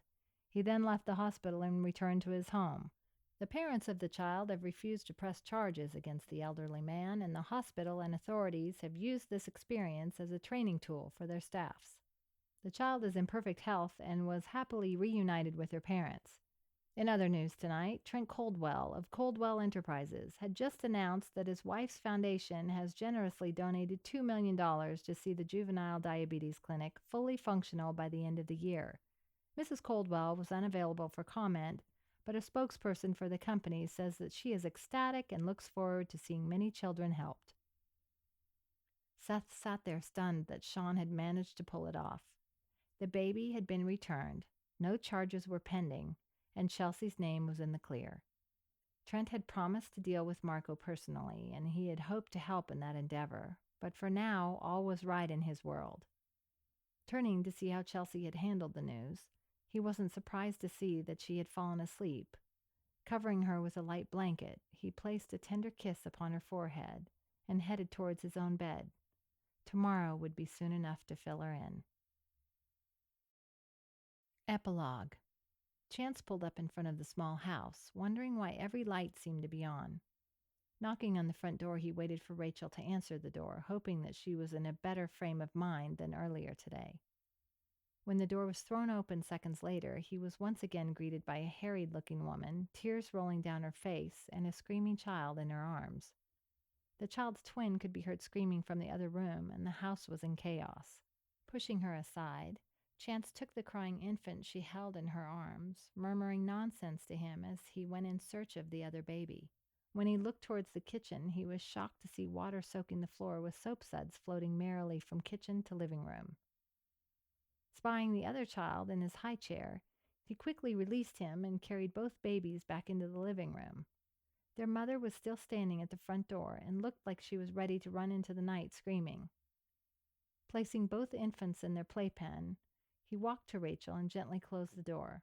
Pulling her to the couch, he sat her down and then quietly asked, "I can see the water and we'll deal with that in a minute. Why are you crying?" Rachel was so relieved to see another adult human being, she started crying again to relieve the stress. First, baby Tony had bit her while she had nursed him, drawing blood and an earth-shattering scream from his mother. Then she had grabbed the dish soap instead of the dishwasher soap, and now water and suds were spewing forth all over the kitchen floor she had just mopped. To top it all off, David was feeding off his brother's screams and was currently winning the contest to see who was the loudest. Rachel was beside herself. Her nipple hurt something fierce, and she felt like a failure. Seeing Chance standing in her doorway had been the light at the end of a very long tunnel. She desperately needed his help, but she would have to quit crying first so she could tell him that. She wasn't even sure what his name was, but he had shown up at the right time, didn't mind screaming infants, and wasn't running away. Whoever he was, she was keeping him. This has been The Marine's Virgin Lover, the Denver Men series, Book 2, written by Leslie North, narrated by Dawn Ann Billings,